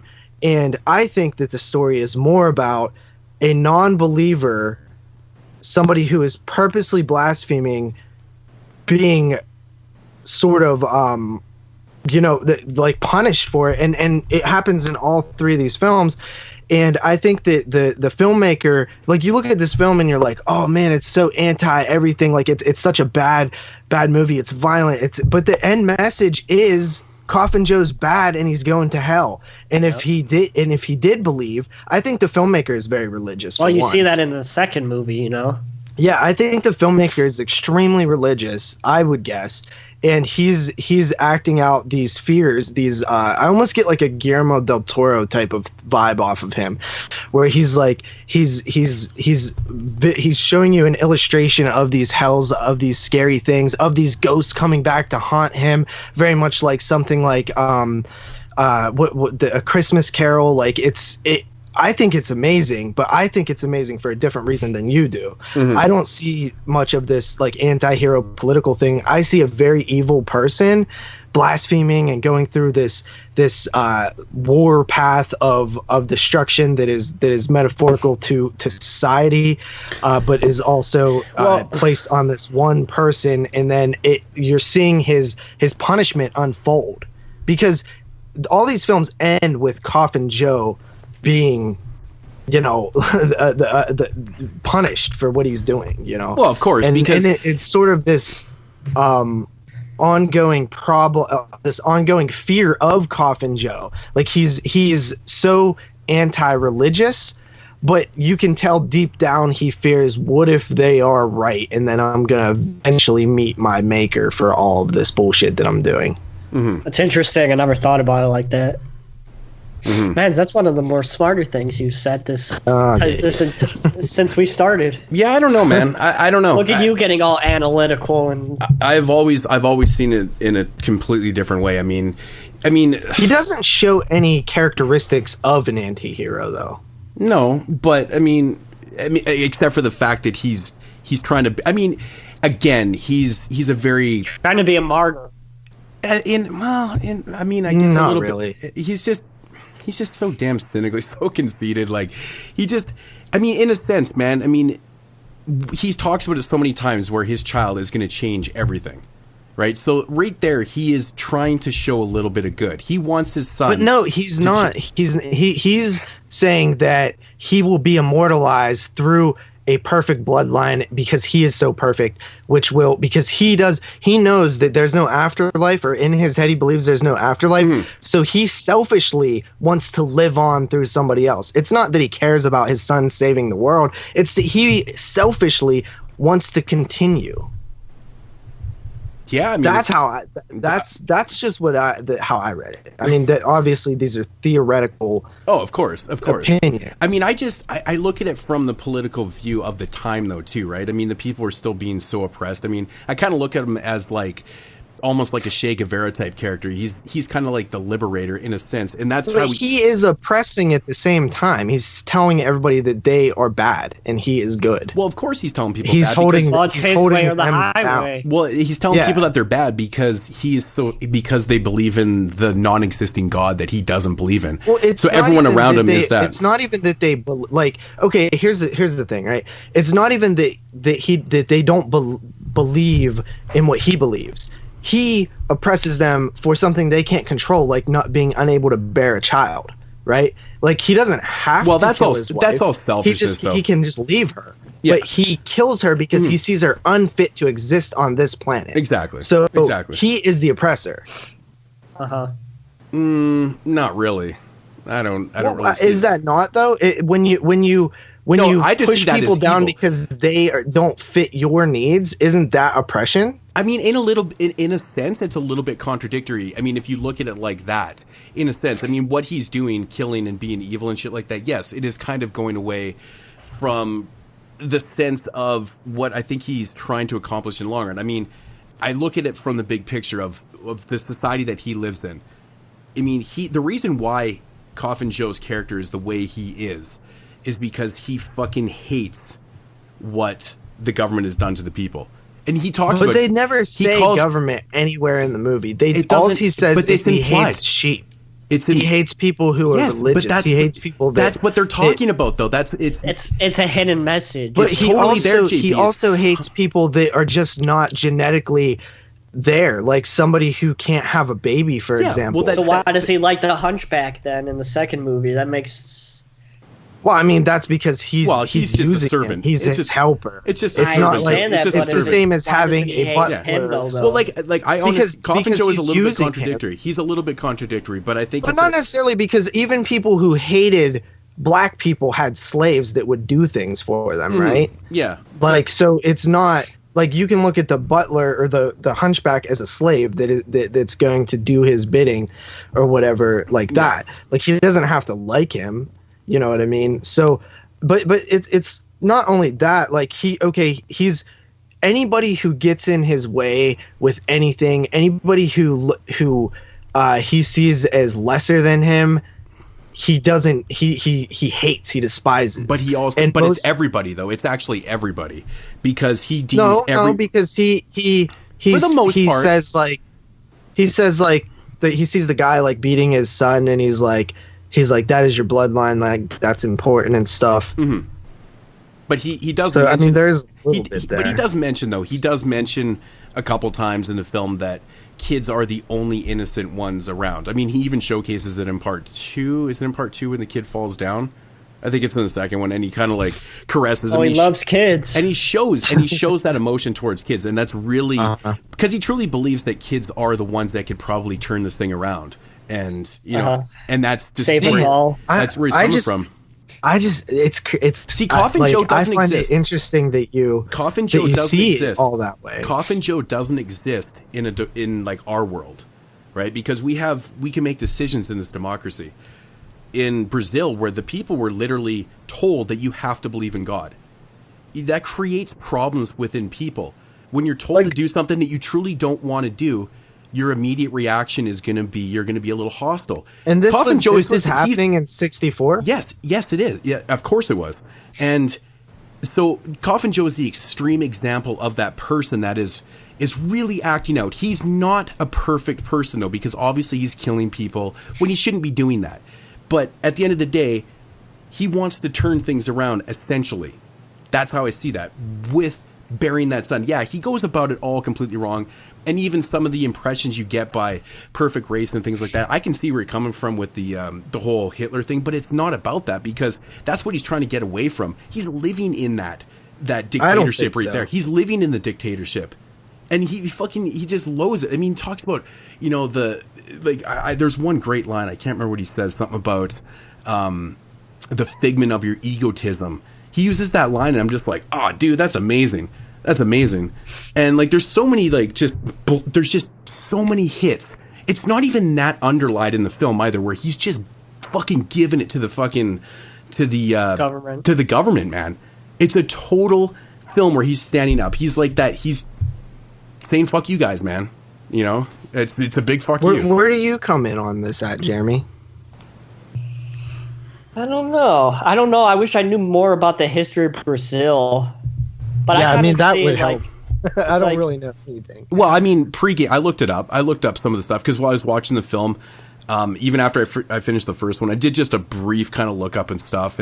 But I knew that they were in dictatorship and the military had taken over some time, and they were really corrupt. It was very, very corrupt.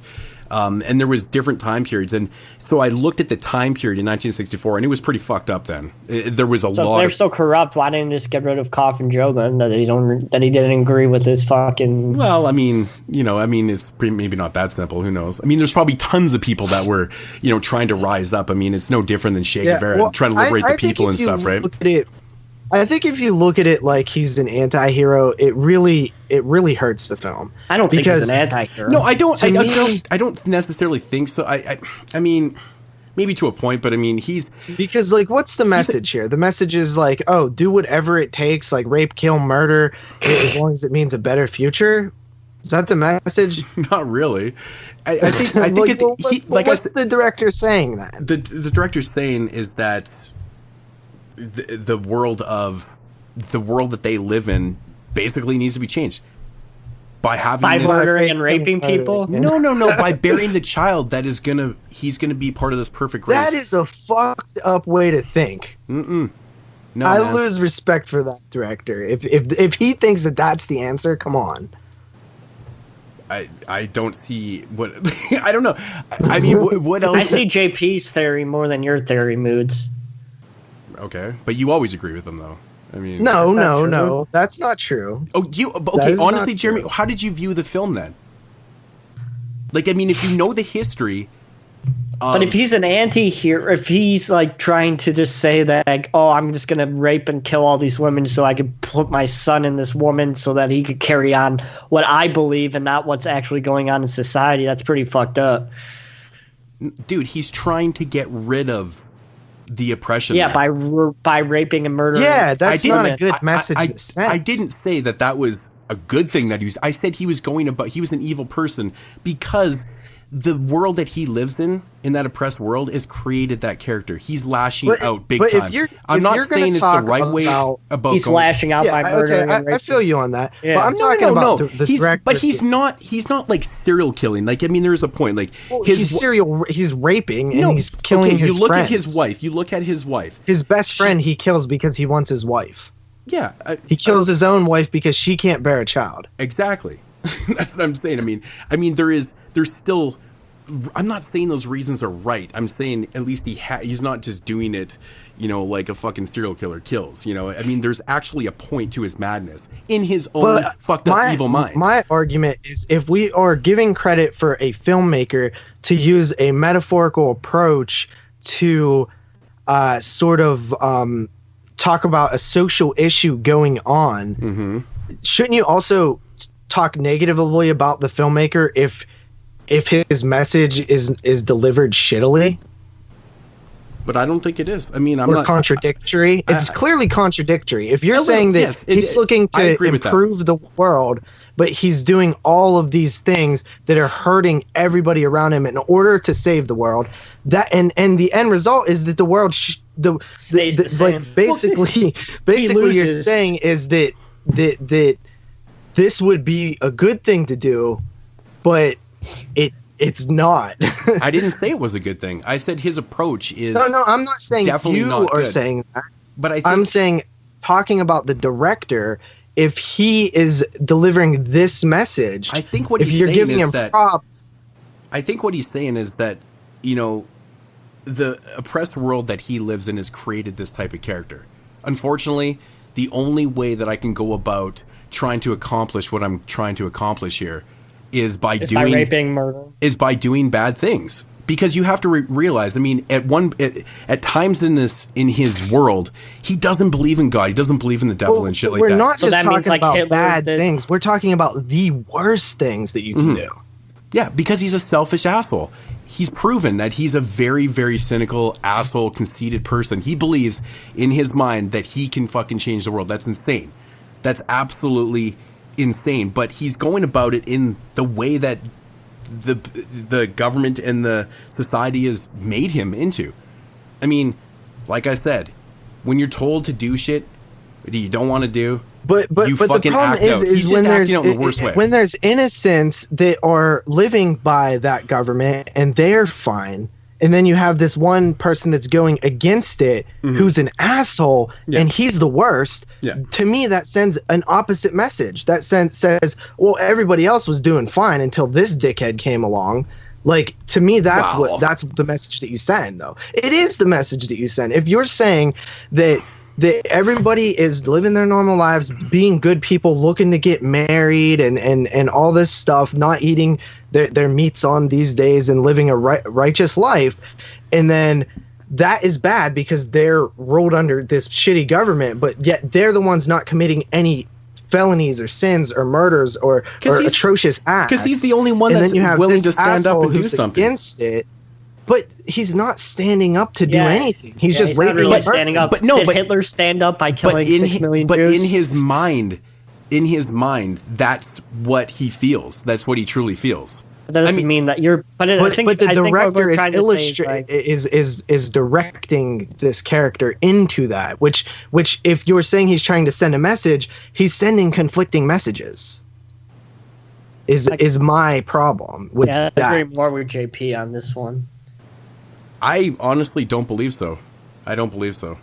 You don't think that that's conflicting messages? What the to evil that have he's the depicting? character who's supposed to be saving the world be the most awful person, and the people who are apparently bad, which is the government controlling everybody, yet everybody else is fine and dandy? Not really. He's really depicting exactly what they've made him into. I mean, this is what he's shown. This is what he's shown. No, nobody's having issues. But in the film, they're showcasing them as good people, as people who want to get married, as people who are just living normal lives. They're more or less showcasing people that are going about their lives in a way that they're forced to. I mean, but they don't illustrate that in the film. He does not illustrate that these people are forced to be something that they don't want to be. He does not illustrate that. He only illustrates Coffin Joe's bad behaviors. He doesn't illustrate the government's bad behaviors or these people uncomfortable. He's a product because he's a product of the fucking shitty ass oppressed government, and that's. But why is nobody else the product of it? Like, you're not illustrating that they're uncomfortable in the way they're living. because you can only have one person in the film. I mean, let's face it here, man. I mean, you're not going to have. What do you mean you can only have one person in the film?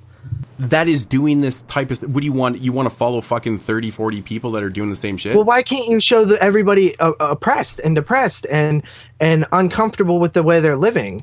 Like, if that's your message, why would you show everybody happy until Coffin Joe comes around? I don't know, man. I don't know. But on another note, Coffin Joe, man, I'll tell you what, dude. Like, he is a despicable ass dude. Like, he's a son of a bitch. Like, when he's whipping that dude, and it's like he's truly getting joy out of like, haha, I'm better than you. I whooped your ass, and now you must beg for me to not. Well, it's like, you know? it's like take the money. It's when he's taking the money, dude. Because he's whipping his sheep, man. He's whipping his sheep. He has no respect for any of those people because they're all fucking sheep god lovers. He even, I don't know if it's in this one or the second one. He even uses the term people. He even uses, actually in this film, he even uses the term Bible thumping. Like, all these people are pieces of shit because they are just following this person up here. I agree that religion should not be forced down your throat, but that's why he's such a bastard. They created him. By raping. They created. He's telling the this is what you've created. You know, you could possibly create this type of fucking. That is not illustrated by his character at all. I think so. He seems completely selfish and only in it for himself. He does not. He is, even if that's true, he is committing every sin possible. And at the end of the day, even if that's true, he's still showcasing that he's punished for what he has done. Yeah. So the director is saying that this guy is bad. Well, because he's still committing evil acts, of course. I mean, at the so end of nothing the day, gets solved. We all know that. We all know that if you're committing all these heinous crimes and shit like that, it's probably going to come around to bite you in the ass. We know that, But I think at the same time, I mean, he's still trying to give it to him. He's like, this could potentially happen. You know, the way you guys push people and the way you guys tell people how to live their lives and what to believe in, this could potentially happen. You could create people like this. You know, I mean, this is 1964. So, well, is he showing you what is the product of that, or is he showing you somebody who's standing up against that? I think because now you're saying something different. I think he's saying both. And that's what I've been saying. I mean, I don't think it's perfect, you know, depicting violent acts and, I mean, especially the rape part. I mean that's a little tough. But then again, that's the selfishness in his character, though, right? I mean, he's willing to do anything in his power to have that son, right? Which he literally says that is going to turn everything around. But he is the dictator, though. That's the problem. Well, Coffin Joe is the dictator. Well, it's because he's turned into that. So he can't be out to save it if he is it. I don't see him as a dictator at all. I see him as a force that people are scared of because he is willing to stand up against everybody. Everybody's literally afraid of him because they're scared of what he'll do. Exactly. Like he is not fair. He takes what he wants. He makes everything his way or no way. It's because he has no respect respect for anybody. Sounds like a dictator to me. It's because he has no respect for these people. You have to remember. I mean, he probably, who knows? I wish there was a little bit of stories showcasing there might where be he comes from. Special edition Synapse versions that we have here. I'm sure there's maybe just a little bit of history of his character and stuff like that. I mean, it would be interesting to show him, you know, kind of developing into this person. He's finally at the breaking point. He's like, fuck this. I'm going to be a force. I'm going to go about shit my own way. I'm not saying it's the right way, but that's how I see it. I see that he's a broken person. Well, just like with the it blurriness, you're wrong. But seriously, I guess we'll find out about that, right, Jeremy? Director, I think yeah, you got. I think that the director is. I think that the director. Motherfuckers, I think the director really knows this character inside and out. I think that he is projecting some of himself and maybe a struggle with temptation and religion into this character, but at the end of the day, religion conquers all, or at least his God does. Like, that's the message that I'm seeing from this. And I think that, you know, especially this guy being from Brazil, like Brazilians are known for being very religious, huh? They're simply not known for being religious. Are you saying? No, I'm saying Brazilians are very religious. So watch any UFC fight, and the first thing that any Brazilian does is make an excuse and then love God. I'm telling you, is because that was, I mean, over the last 150, 200 years in Brazil, that's been for it. They've been told that they have to be like that. That's why so many Brazilians are so religious. Catholicism always, like, that area, like Latin Americans and Spanish descent people are very are very Catholic to begin with. Like Spanish, Italian, like those are very strong Catholic backgrounds. And not all those countries were, Wait, did you just say fucking Latin America's Italian? No, I said Italians are also very Catholic. I'm just saying a lot of those countries were not necessarily forcing their people to, 100% be like this too. I mean, it's just like, it's like the old saying, man. I mean, it's kind of cliched, but, sometimes people are product. I mean, you've even used the term before too. You've seen it in your life, in your everyday life. People sometimes become products of their environment, right? I think that he was the way I see it, he's the person. Of course. I mean, nobody so would be religious if they weren't raised religious. I mean, like, it's obviously.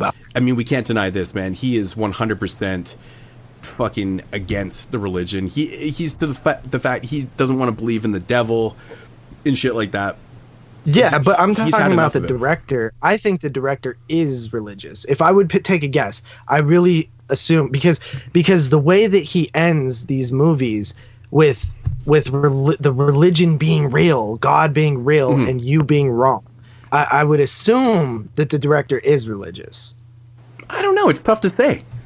I mean, honestly, I think the religious overtone's way more prominent in the next one than this one. Oh, yeah, absolutely. And I think that it's a further battle with that sort of inner demons and things like that. Yeah. But do you guys want to get into ratings here with the At Midnight I'll Take Your Soul? Yeah, Jeremy, say something. No, I went first last for what we watched. All right, I'll go first. I absolutely loved it and adored this movie. I thought it was great. Like I saw it completely different than Moods did, but I still saw, like, the message that I seen was still very powerful, and I really, really liked it for the reasons that I stated in the review. I love the religious overtones. Like, I love that it's this battle of religion. Like, I think that this is how you integrate religion in a film masterfully. There was just a few issues I had. It could be something in translation, but like some of the dialogue was weird. Like Coffin Joe will say these like awful things, and then the character will react weird, where it's like, well, he just told you all this, and then you're gonna be like, oh, don't do that because it's against it's a holy holiday. It's like, dude, he just said that he'll eat lamb, he'll find meat even if he has to cannibalize somebody, and like, I don't think he cares that it's a religious holiday. But there's a few moments in this, I wish I would have wrote them down, because there's a few lines of dialogue where it's like, that made no sense that the character said that. But besides that, first time watch, I believe I could even come higher on this film. I was really impressed with the level of violence for 1964, just the shocking nature of it. I'm coming in at 8.5 out of 10 for right now, but I really truly think that I could come up higher. Yeah, man. I've always said that this film is insanely shocking for the time. I mean, 1964, you didn't see a lot of this type of depicted violence, man. Like, I mean, just the rape and the pillaging and the killing, and just, it's such a powerful film, man, with all, however you want to interpret the film. I mean, there's still the religious facts. It's a crazy film, man. I see Coffin Joe as like, he's so evil because he doesn't have beliefs, he only has a motive, he's such a fucking evil character, and it's crazy when you really think about it. It's one of the best, truly, like, to me, seeing that character, seeing that, but even like seeing any depiction of evil, like you see it in like a film we mentioned, The Omen, with the child, and like there's a difference between saying someone's evil and actually like seeing it. And to me, just acting the way he does is more evil to me than like saying demonic prayers or like, I don't know, just like everyday acts of violence against your fellow man, to me is much more evil. Yeah, man. Like there's a great scene in the bar, I think it's during the fight or whatever, and he's like, well, for every person I kill, the price tag goes up. Yeah, it's like, which is funny. He just says shit like that, and it's like, fuck, man. Here's what I was trying to get at. I couldn't think of somebody, but Michael Myers, he's pure evil, right? Yeah. To me, I never see an emote of evil. It's just like he's a he's a wandering killing machine, but like it's almost more soulless than evil. While Coffin Joe seems downright evil. You know what I mean? Mm-hmm. Yeah. And that's what I love about it too, and that's where it comes back to being, that product of that dictatorship, man. He became such an evil entity, and I think that's what he's saying. It's like, you created me, man.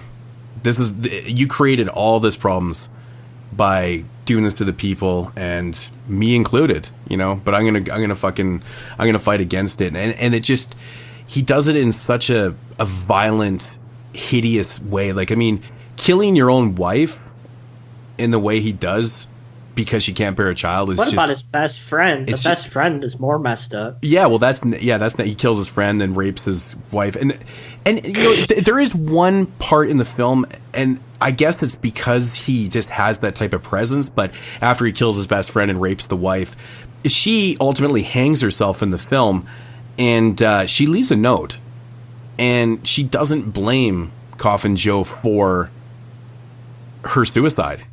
That's because she thinks she's going to get revenge through the other side. Afterlife. But yeah, that's her prime motive. It's crazy, man, and that's that's one of those things where they honestly. I mean, if you believe that shit. Then yeah, they honestly believe that. I mean, I mean, she's right though. Yeah, it's exactly what happened. I guess she was right in this instance, but yeah, man, it's a very powerful film, and I think it's crazy. It's just one of those really nutty stories, very, very powerful. And it's hard to believe that another thing that we didn't even talk about, sorry to cut you off, but like set design and atmosphere. I'm getting fucking thick. Yeah, dude, I love the atmosphere. The atmosphere in the film is like amazing. You can tell that this was probably shot like on some type of sets for the most part. Oh yeah, sets throughout. But I love that type of feel though, man. It has that kind of enclosed, isolated feel that just feels small town, because it's supposed to be set in like a small Brazilian town kind of thing, right? But it really does add to that.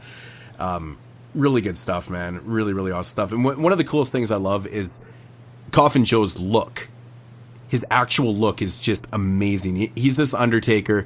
He's dressed in all black. He wears a cape and a top hat with this like perfectly trimmed beard. His look is like phenomenal. It's hard to believe that Coffin Joe isn't considered to be one of the more evil villains in horror history, to be honest. Like, I just think that these films aren't known that much, and I think it has to do with I've never seen any of these films play on TV. I've never seen any of them on VHS. To watch them on TV. Well, I know, but I'm saying I don't think that I think that if they were more well known, I think people would talk about them like they do with the major franchises and major icons, because Coffin Joe, especially after the two films, I know he appears in other films too. Like, I'm so surprised that more people don't know about Coffin Joe, honestly. Mm-hmm. Like, I bet you Dave hasn't seen any of these. Yeah, but Dave surprises me sometimes with some things he hasn't seen though. Who knows? Who really knows? But yeah, man, great atmosphere, awesome, really weird sounds in this film too. It's got like a very strange kind of, I don't even know how to describe the music and the sound effects. It's really weird. It's very off-putting and offsetting when you're watching this film. But I love it, man. 9 out of 10 for me. It's great. It's a great film. 8 out of 10. 8 out of 10. That's it. Just 8 out of 10. What else? Do you expect anything else? That's the way I roll. Wouldn't expect anything more, I guess. Can you hear me call myself shit like 8 times during the hour and a half we've been going?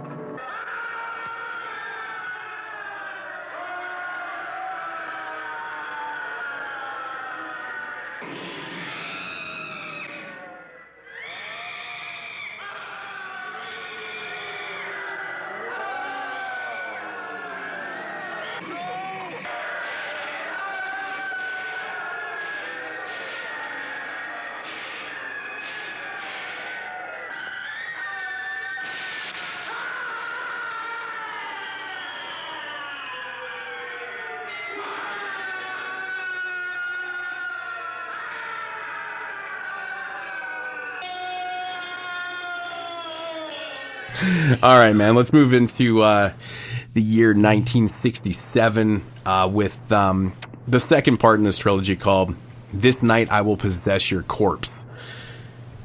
I always found it interesting, JP, that you said that you didn't like the title of these films, but I love these titles. They're a little bit harder to remember. No. They're like the 22 shots of moods in horror. You know, I love these titles. I don't love Coffin Joe. Like, because I've known these films as Coffin Joe films. Like, I never heard them I never made a correlation but he's an between Undertaker. the actual titles. Joe. Well, I understand that, but to me, Coffin Joe sounds like it's going to be a silly movie. But This Night I'll Possess Your Corpse and At Midnight I'll Take Your Soul. I actually love those titles. I find that so interesting. I love the name Coffin Joe. I think that's just awesome. It's so simple. Now that I have something to sort of an idea of what it means, but like, I don't know. I just pictured like some dude carrying around a coffin, like his name was Joe and he was murdering people. Like that's just what I pictured. He's not fucking Django. Come on. Yeah. But no, I came prepared. I'm wearing my Coffin Joe shirt right now, so I feel like I'm in the character. I'm evil like him tonight, man. He's a badass. He's fucking badass, yeah, man. Yeah, This Night I'll Possess Your Corpse, man. I could honestly never remember the title of this film. I'd be like, the second film in the trilogy, Possess, that what? I don't know. I just can never remember these fucking titles. It's like the 22 shots of moods in horror, It's a fucking long-ass title. It's not that long. Come on. These are long titles for films. Let's face it. That's a long title for a film. So, anyways, let's get into the storyline. Coffin Joe is still looking for the perfect woman to give birth to a son of his. And clear to the past crimes in the first film, At Midnight I'll Take Your Soul, keeps terrorizing the people in a small town with his iconoless and sadistic practices. Yes. That's what he's doing. Yeah, in this one, he is putting more of a emphasis on getting the right woman. Like in the previous film, he kind of just picked his best friend's wife, maybe because she was hot or something. In this film, he wants somebody that is strong and has no fear. Well, he did think in the first film that she was the right one, but I know what you're saying. In this one, he takes it to a whole nother level and starts to do more experiments. He thought she was the right one, but he didn't give an explanation or like any reason why he thought that. In this one, he makes it more of a point to see women who don't exhibit fear and things like that. I always found this so interesting. I mean, if you ended the first film the way it ends, you would just automatically assume that Coffin Joe was dead, right? Yeah, he was dead. So in this film, it actually starts out exactly where the first one leaves off, and it shows him not dead. I mean, in that same position, but I find it so interesting that it's always kind of interesting. I want to hear you guys' thoughts on this, but the same people that he was, terrorizing and pillaging in the first film essentially nursed him back to health, even though they knew that he was responsible for all those crimes. They could have just let him die. Yeah, it honestly doesn't make a ton of sense, and I think it comes back to like, I want to do a sequel. Yeah, I killed off my character. I just got to bring him back somehow.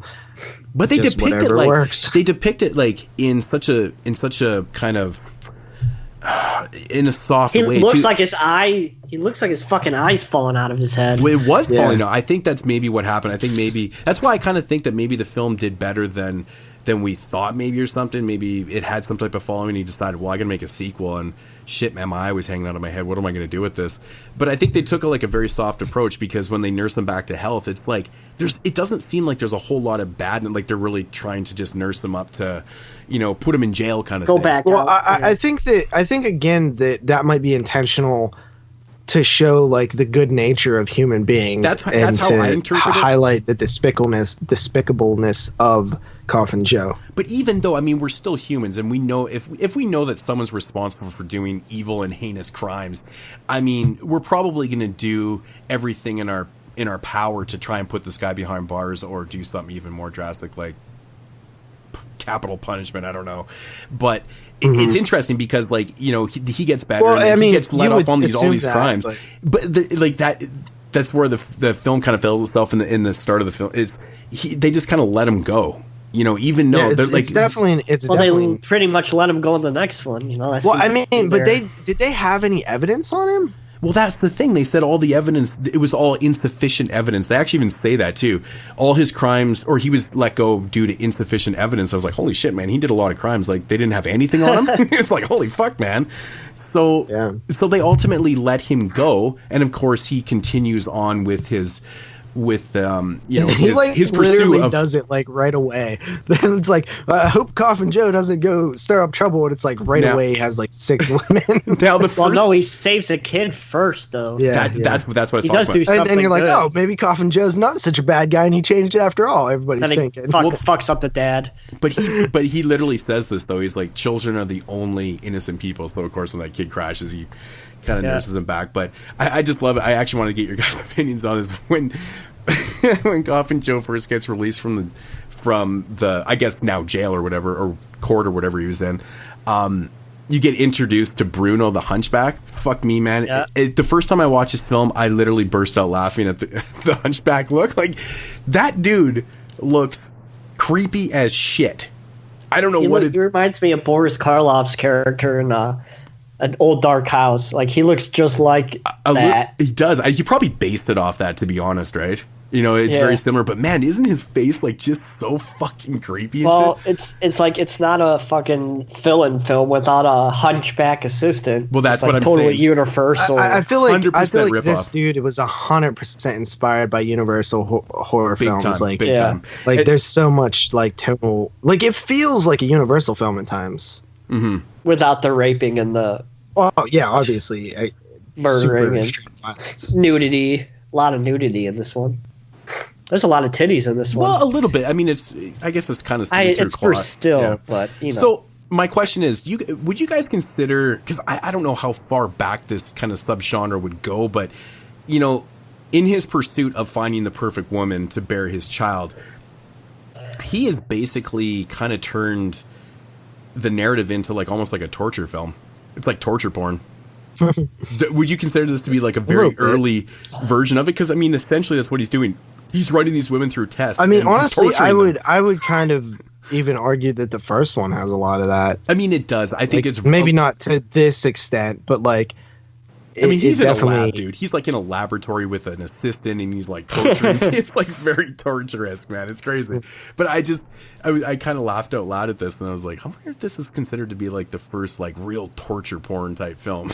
You know, I'm making an argument for it, anyways. But I think this one's great, man.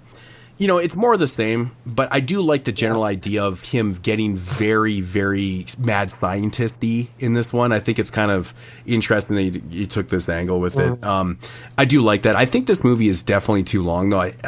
I was gonna say that this one definitely suffers from length because it doesn't have enough story to stand on to tell it this long. Yeah, it definitely doesn't, man. I mean, they do kidnap a fair amount of girls in this one to kind of keep the story going. Yeah, but it's just like kidnapped and then kill them in some other way. Kidnap, kill us. It's essentially very stale repetitive. After a while. It's it's very repetitive in itself because there's really he doesn't seem to be getting anywhere. You know what I'm saying? It's like he just kind of does the same thing over and over again. And this one runs something like 25 or 30 minutes longer than the first one. It's like an hour and 48 minutes. I think it's like 22 minutes longer, and I'm like, man, dude, like if you tighten this one up and cut 22 minutes out of it and made it the same length as the first one, it would be perfect. And I will say this, like, I was not liking this one as much because I just feel like that it didn't have as much to offer until the depiction of hell, and then I'm like, okay, this goes up like a full point for this. Like, whatever happened to like fucking? What's up with us watching weird ass hell sequences? Dude, I love it. I love it's it. like This one is so good. It's like this so weird kind of. It goes to a color film. That's such a artistic choice that I love. Oh, dude! You know, and it goes from black and white to color when he's in hell. Like, I'm like, oh shit! Like, I'm like, dude, this Juan Marquez, what's his name? The director, Jose Mojica. Come on, man, it's your own time. You should know how to say it. Yeah, like this guy got chops, man. I haven't seen anything else he's done. Obviously, I don't know if he's done anything else good. I don't even know if you can get a hold of some of the other stuff. I have 9 of his films. This guy should have directed like 30 movies because I really like this guy's style and artistic approach to things. No, dude, his other films are actually quite good. I mean, I have the Coffin Joe collection that came out a few years ago, and it's got obviously these 2 films, and then it's got a documentary, and it's got a bunch of his other films. But yeah, he definitely does have his own kind of unique style, and he really, that's one thing about this film, though. I think that, you know, from 1964 to 1967, you can tell that he became a little bit better of a filmmaker, maybe not so much as a better editor, but you can tell, man, this one is a little more polished. It has the cinematography is a lot better in this film, but you can tell that he was probably liking this film and he just didn't want to cut anything. It's definitely one of those products, I felt like, because he does do a lot of better shots. Like the first film is a lot of still shots, and there's not a lot of really great cinematography in the first one. He just manages to capture a really creepy atmospheric vibe to it, where this one does too, but I feel like he definitely moves the camera around a lot more. There's definitely different angled shots and things like that. And then he showcased his skills with hell. He just took it to a whole different level, and putting it in color, I think, was probably the coolest thing ever, because it really just it jumps out at you. You know, it's kind of showcasing that it's real. You know, it's like it goes from this world of black and white to color. Hell wasn't just in his mind. It's actually he's like actually fucking real, because it's in color. It's very vivid, and it's portrayed on screen quite literally. And man, I think it's one of the most creative things. I mean, you got to remember, this is 1967 also. People aren't doing a lot of this type of film, right? So give him kudos for this, man. That was cool. And it's a long scene, too. You know, that was... It's a great scene. It's a great depiction. Like, obviously, like, some of the, like, pitchforking and stuff like that, like, they're not really stabbing. They look very prop-like, and the choreography isn't great, but at other times it is pretty good. Like the spike that they're doing, where he's hammering the spike in the head, that looks good. I think some of the legs and arms and shit that are sticking out of like the quicksand or whatever. Oh, dude, it's like so good. It's not even like quicksand. It's like they're trapped inside like cement walls, like, and it's just terrifying. Yeah, like, and I thought that was again like such a great character moment for Coffin Joe. Like he, like it feels good to see him punished, but it also feels scary because you start thinking about like sins that people commit and like what's enough sins to get you there. And it's like, I'm not religious at all, but like I can put my mindset in a situation in which it's all real and it scares the fuck out of me. And in this film, it does a good job of illustrating that. Yeah, and it's interesting how he sets up that scene too, because it's technically a dream sequence, but you know, the way it leads into that scene is that there's like it's basically kind of like an alien that pulls him out of his bed. Like, I don't know what he was trying to get there. I don't know how you read into that, but like that whatever pulls him out of there. I was going to ask you, like, how does he get there? Well, it's like, there's this like weird kind of tall, skinny alien, but I'm like, what the fuck? Where the hell? I guess it's just something to throw in there. I guess I don't know if that has any deeper meaning. Is this supposed to be an alien or like a demon? Yeah, or like I know. I wasn't, because to me it looked like an alien, but I was pretty sure it was supposed to be like a demon from hell, but it just came off looking like an alien. I wasn't sure, but I don't know. That's like some creepy ass shit. That hell sequence is quite a long sequence, dude. It looked like it took a lot of work to set up. Yeah. Well, you can tell there's so much more work put into this film. I mean, you look at all the torture sequences. There's a lot more effects going on in this film. Body count's higher. I mean, he deals with like real snakes and and shit like that. There's a lot of the budget was bigger. You can tell the budget was bigger in this film. Let's just put it that way. So. which, you know, it doesn't, you know, it doesn't make it for worse. Sometimes you get a bigger budget and you do retarded things with it, but I don't know, man. I think that's one of the coolest scenes. I'm glad that you guys are digging these, man, because I actually was a little bit worried because I kept kind of pushing on doing this. I'm like, I wonder if they're actually going to end up liking these films. But no, I was definitely surprised by them. I didn't expect that. I mean, I thought that it was possible that I would like them, but I just didn't expect the quality that they ended up being. Mm-hmm. You know, okay. I mean, I expected like shitty Brazilian, like kind of like. No, I wasn't expecting that just by the way people were talking about them. You know. No, it's probably because I'm the one that recommended them. People always talked highly about them. Yeah, it's because I was recommending them. Shit, like, well, they must be fucking shitty. Jesus Christ. No, I just didn't know what caliber of movie they were. Like, I didn't know if they were like obviously they're super low budget, but like. I didn't know if they were something like shot on video quality or like I really didn't know much about them. And I know like Herschel Gordon Lewis type quality. Yeah, like shitty effects and I think he turns into that. Well, I mean, no, I don't really think it's that bad, but well, I heard from like his other films get pretty. Oh, like some of the newer ones. Yeah. Yeah, I mean, I haven't seen. Well, I mean, I guess I've seen a couple of the newer ones, but I've seen most of his older stuff. So, kind of has this similar vibe and shit. I haven't, yeah. You guys want to get into ratings? Sure. All right. Good moves. Am I go for okay? Yeah, man. You know, it's more the same. It's pretty much the same storyline. We got a little bit more torture in this one. It's fun. It drags though. I feel this one could have definitely. You know, it could have had an edit. You know, it could have been definitely trimmed up and, you know, kind of. Yeah, it's my biggest complaint with this film. It just feels like it's way too long. Something that we didn't even cover in like the first one, but you know, the film starts out with basically breaking the fourth wall. You know, like them talking to the camera. It's prevalent throughout this too. Like you get this in this film too, which I like. I don't know what your guys' thoughts are on that. I kind of dig that. Because it kind of puts you into like a different world. I don't know, but good stuff, man. This one definitely isn't as good as the first one, but I'm going to go with an 8.5 out of 10. Yeah, Jeremy. Same rating as the first one, 8 out of 10. Yeah, I like this one just a tad bit lower than the first one.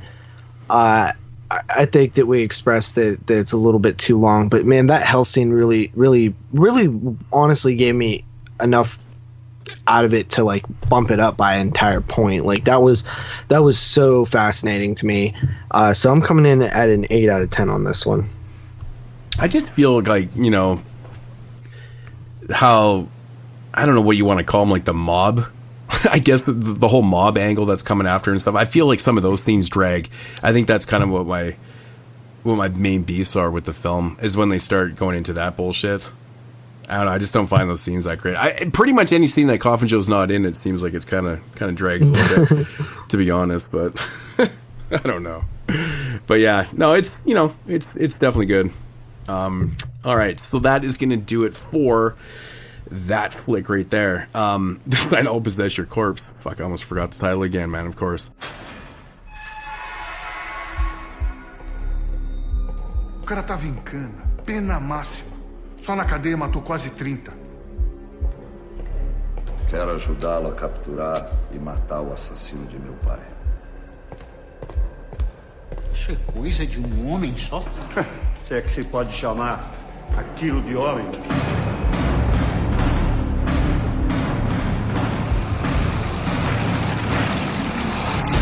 Penso que eu estou vencido, enfraquecido pelo tempo.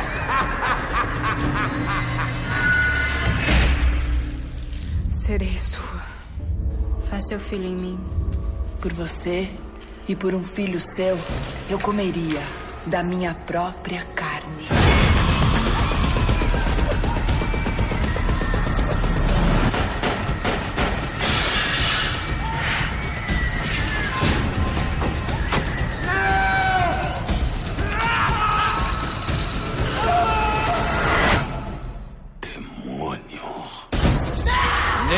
vivos, nem os mortos, nem a própria loucura me impedirão de gerar meu filho.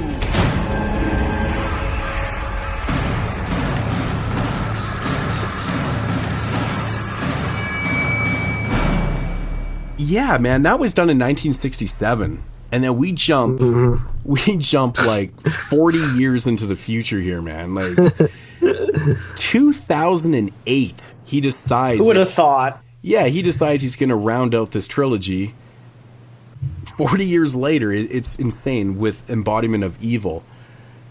And it actually kind of takes place in real time. I mean, this one takes place 40 years after the events of the second film, which I'm a big fan of. Cool. I'm a big fan of when they do that. I mean, this was done really well in the Psycho franchise with the original one to the sequel, which we've talked about many, many times, how much I love that. So that's kind of cool that they did it in this one. So, yeah. Synopsis. The Gravedigger, Coffin Joe, continues the search for the perfect woman to bear his son. So, yes, this is what we get in this one, man. It's more the same. Except for now, Coffin Joe is an old-ass man, which, in itself is kind of... It doesn't work as well, it doesn't... I love it. I honestly love that he's old, and it looks different in this one. Like, because it's the same actor, and it's like, okay, this is what Coffin Joe would look like if he was old as fuck, because it's literally the same guy. Yeah. And he still looks the same enough. Like, there's facial features that are just, like... Oh, no, got a little fat. He's the exact same, but his nails are just grotesque in this film, man. They're like, they're just nasty. Grotesque in all of them. But my only question is, though, like, okay, so he's basically got the same idea, man. He's trying to find that perfect woman to bear his son, but now he's like, I'm assuming he's probably around 70 at least. He's in his late 60s, probably 70 years old. So, is your plumbing really working that well down there? Like, you're 70 years old? I mean, if you're a superior being like Coffin Joe, it is. Good point. I can't argue with that. I can't argue with that. I mean, there are. I mean, shit. I think Hugh Hefner's it up more than Jerry does. Hugh Hefner's like last son was at like 70 or something. I mean, I guess it's not totally unfathomable that you could be burying children at 70. Something called Viagra. So. Yeah. But first of all, like, I love. Okay, like I did not know what to expect from this sequel.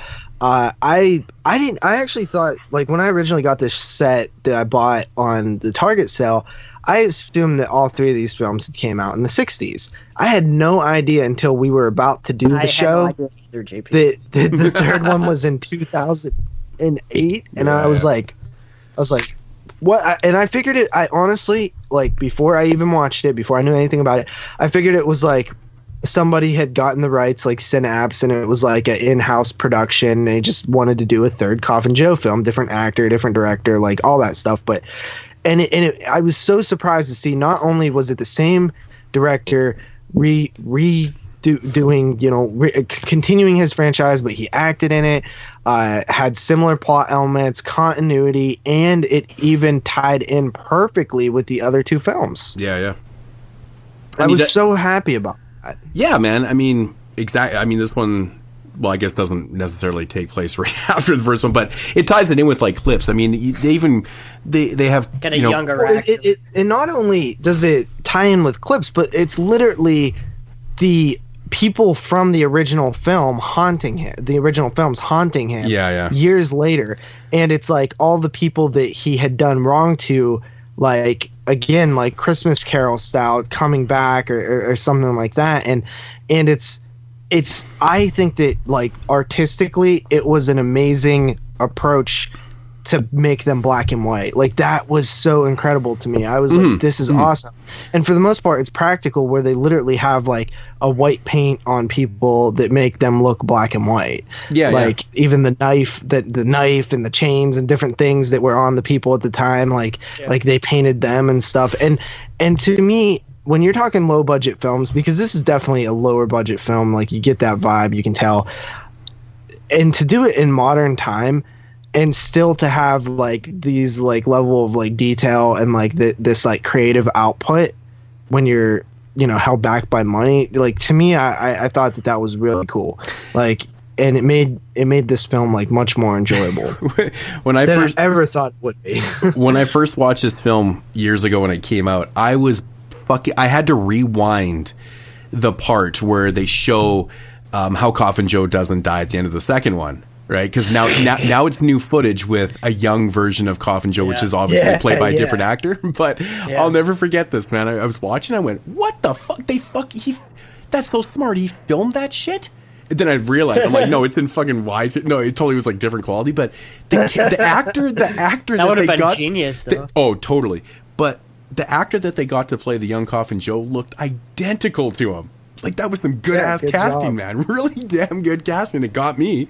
You know, I was like, damn, that's pretty cool. But I think that's really awesome that he actually went that extra route and did that. You know, actually showcased that, went out of his way to do the casting and do that shit. And then it leads us into the modern day where. But I like that, like he pushes the boundaries with what he had, just like he did back in the day. You know, he adapts to the new style of violent films that he was trying to show. Mm-hmm. You know, back in the 60s. You know, that's what I like about him. Like he adapts to modern times. He just doesn't create a film that was, you know, pretty much the same. It would be cheesy shit today. I mean, the first scenes when he gets out of jail shows Coffin Joe like walking through high-rise cities and stuff, and it's very interesting to see that. It even shows him see like some junkies huffing paint on the sidewalk, you know, just to kind of put things in perspective. And you can just see the distaste in his face too. He's like, these fucking heathens. But it's an interesting setup. Yeah, so he gets released after 40 years. And, you know, he's met by Bruno, which now we get a reoccurring character right there, which among reoccurring characters, actually the Colonel with the eye patch, he's from the second film too. He gets his eye poked out and shit. Who's now on the fucking hunt to kill him because he's heard that he's out of jail. But it's... Did you just fart, Jeremy? Is it a fart? No. Oh, wow. That totally sounded like you tooted over there. Anyways, I digress. So... I found this setup to be so interesting. Like, it must be Coffin Joe's legacy, or Bruno already had this thing set up. But as soon as he gets out, Bruno shows him he's still got like this dungeon type deal all ready to go and shit like that. But there's people willing to be his servants already, and right off the fucking hap, we have Coffin Joe testing them. If you want to be my servant, if you want to help me find this perfect woman, you have to pass this test. He pulls out a box of guns. They each take one, and he's like, splatter your brains all over. And they all just pull the trigger, and of course the guns aren't loaded. They pass the test. I'm like, holy fuck! That's a fucking amazing start, man. I was like, that's so cool, man. I thought that was cool, too. Yeah. So powerful, I thought that was great.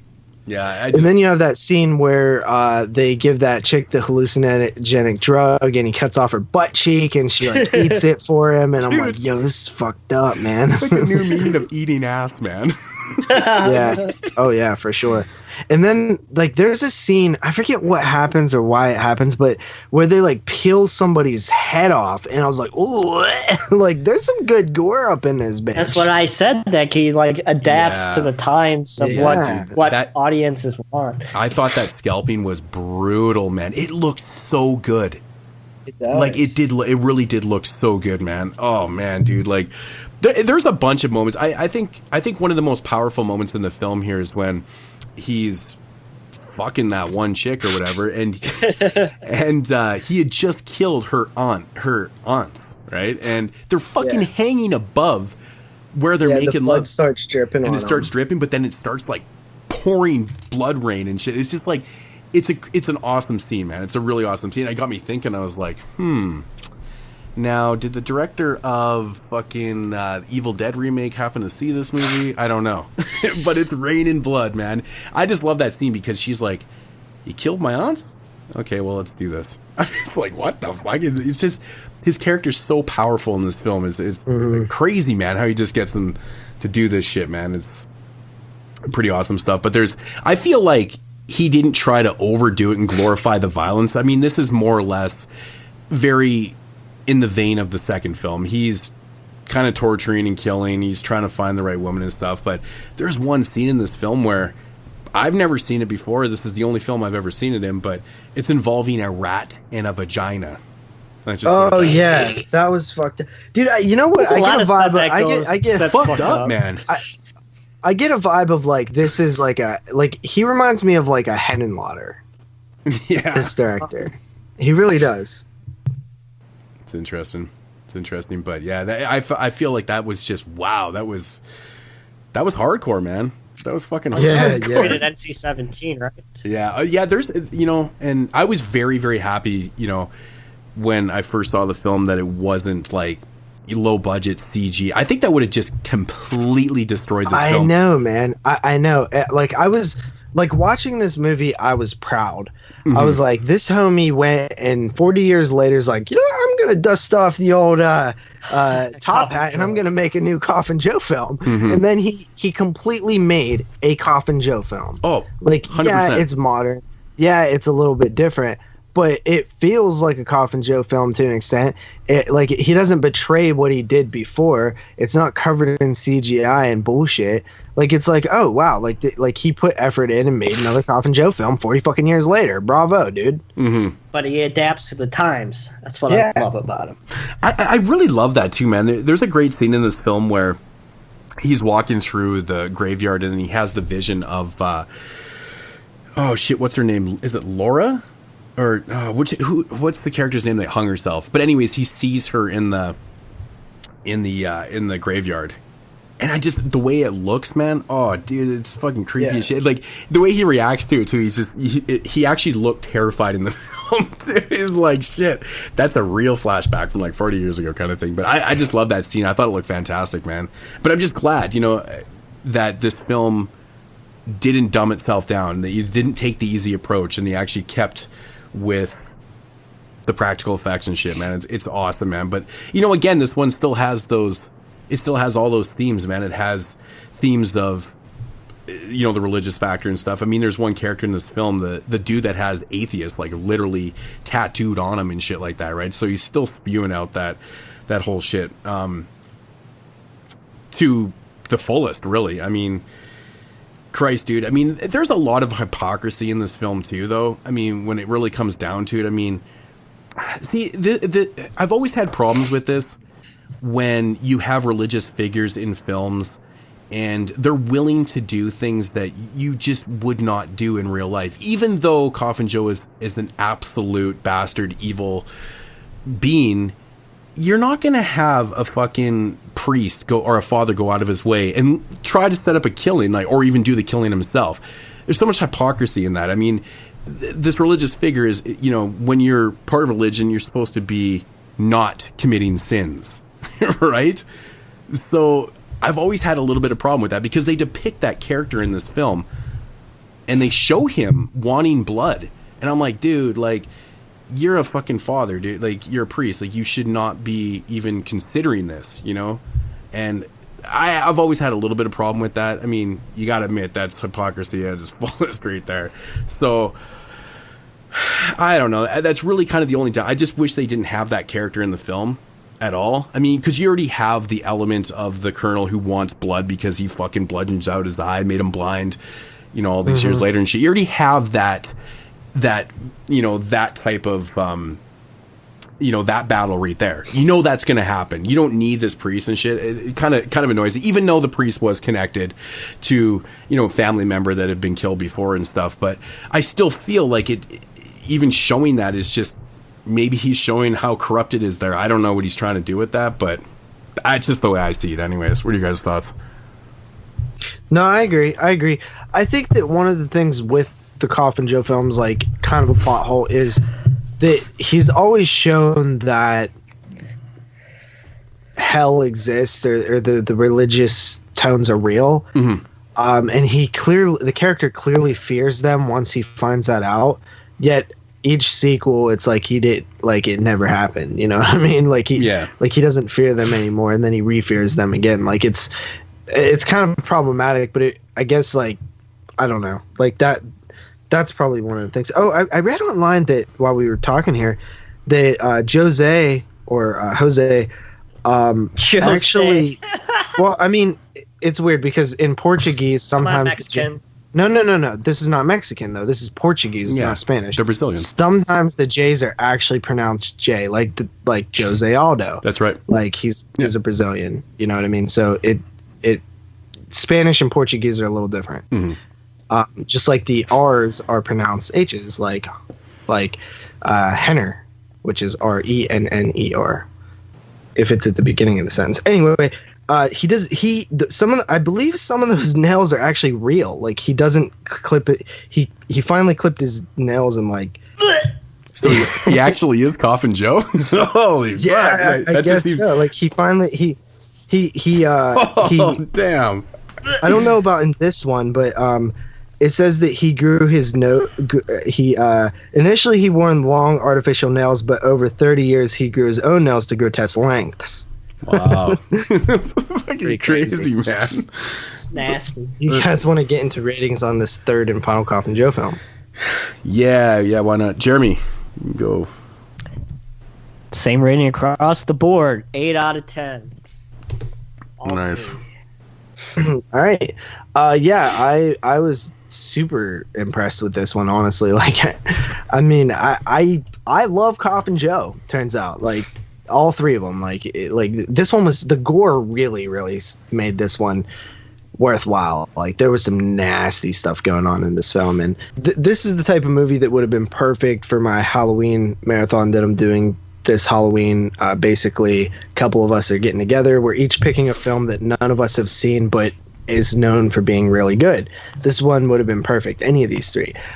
Embodiment of Evil is probably the better film to watch with a group, just because of how gory it is, and it got some great gore, like that rat thing, the sex with the ants hanging, and like all this stuff, man. The scalping was oof. I was like, whoa, wasn't expecting that. But yeah, I'm coming in at 8 out of 10 on this one. So I love Coffin Joe. Yeah, man, I'm really happy to hear that. I wasn't 100% sure if you guys were going to dig these films or not. When I was watching them, I'm like, I don't know, man. I just didn't know. But you surprised me. Fun film, man. You know, again, same themes in this. We got a lot of atheism, oppression, all that shit's there. A lot of torture, great kills in this one. It's a fun film, man. We even get maybe some necrophilia in this one towards the end. I don't know. I really that scene is just I don't know. I really don't know what to think of that. It's just bizarre. But I'm right there too, man. I got it rated at 8 out of 10 also. I think it's definitely one that you could probably enjoy with a few beers and just watch the gore, man. It's good shit. Coffin Joe was a blast. So that is going to do it for the Coffin Joe trilogy. Yes, I am very, very excited that you guys enjoyed these. Again, I'm very surprised, to be honest. I didn't think you guys were going to like the third one for some odd reason. Yeah, I could totally see why you would think that too. Like just because it's just like a lesser. It feels like more indie. You know what I mean? Yeah. And it's not like old school indie where all of the indie films from like that era still felt like movies, because like nobody, like anybody just couldn't go out and make a film back then. Now it's different, so you get the indie is like a lot lesser quality. So it does feel like very indie, but no, it was still. I think the quality filmmaker shines through. Hell yeah! So again, that is going to do it, man. I think we still relatively made a long show.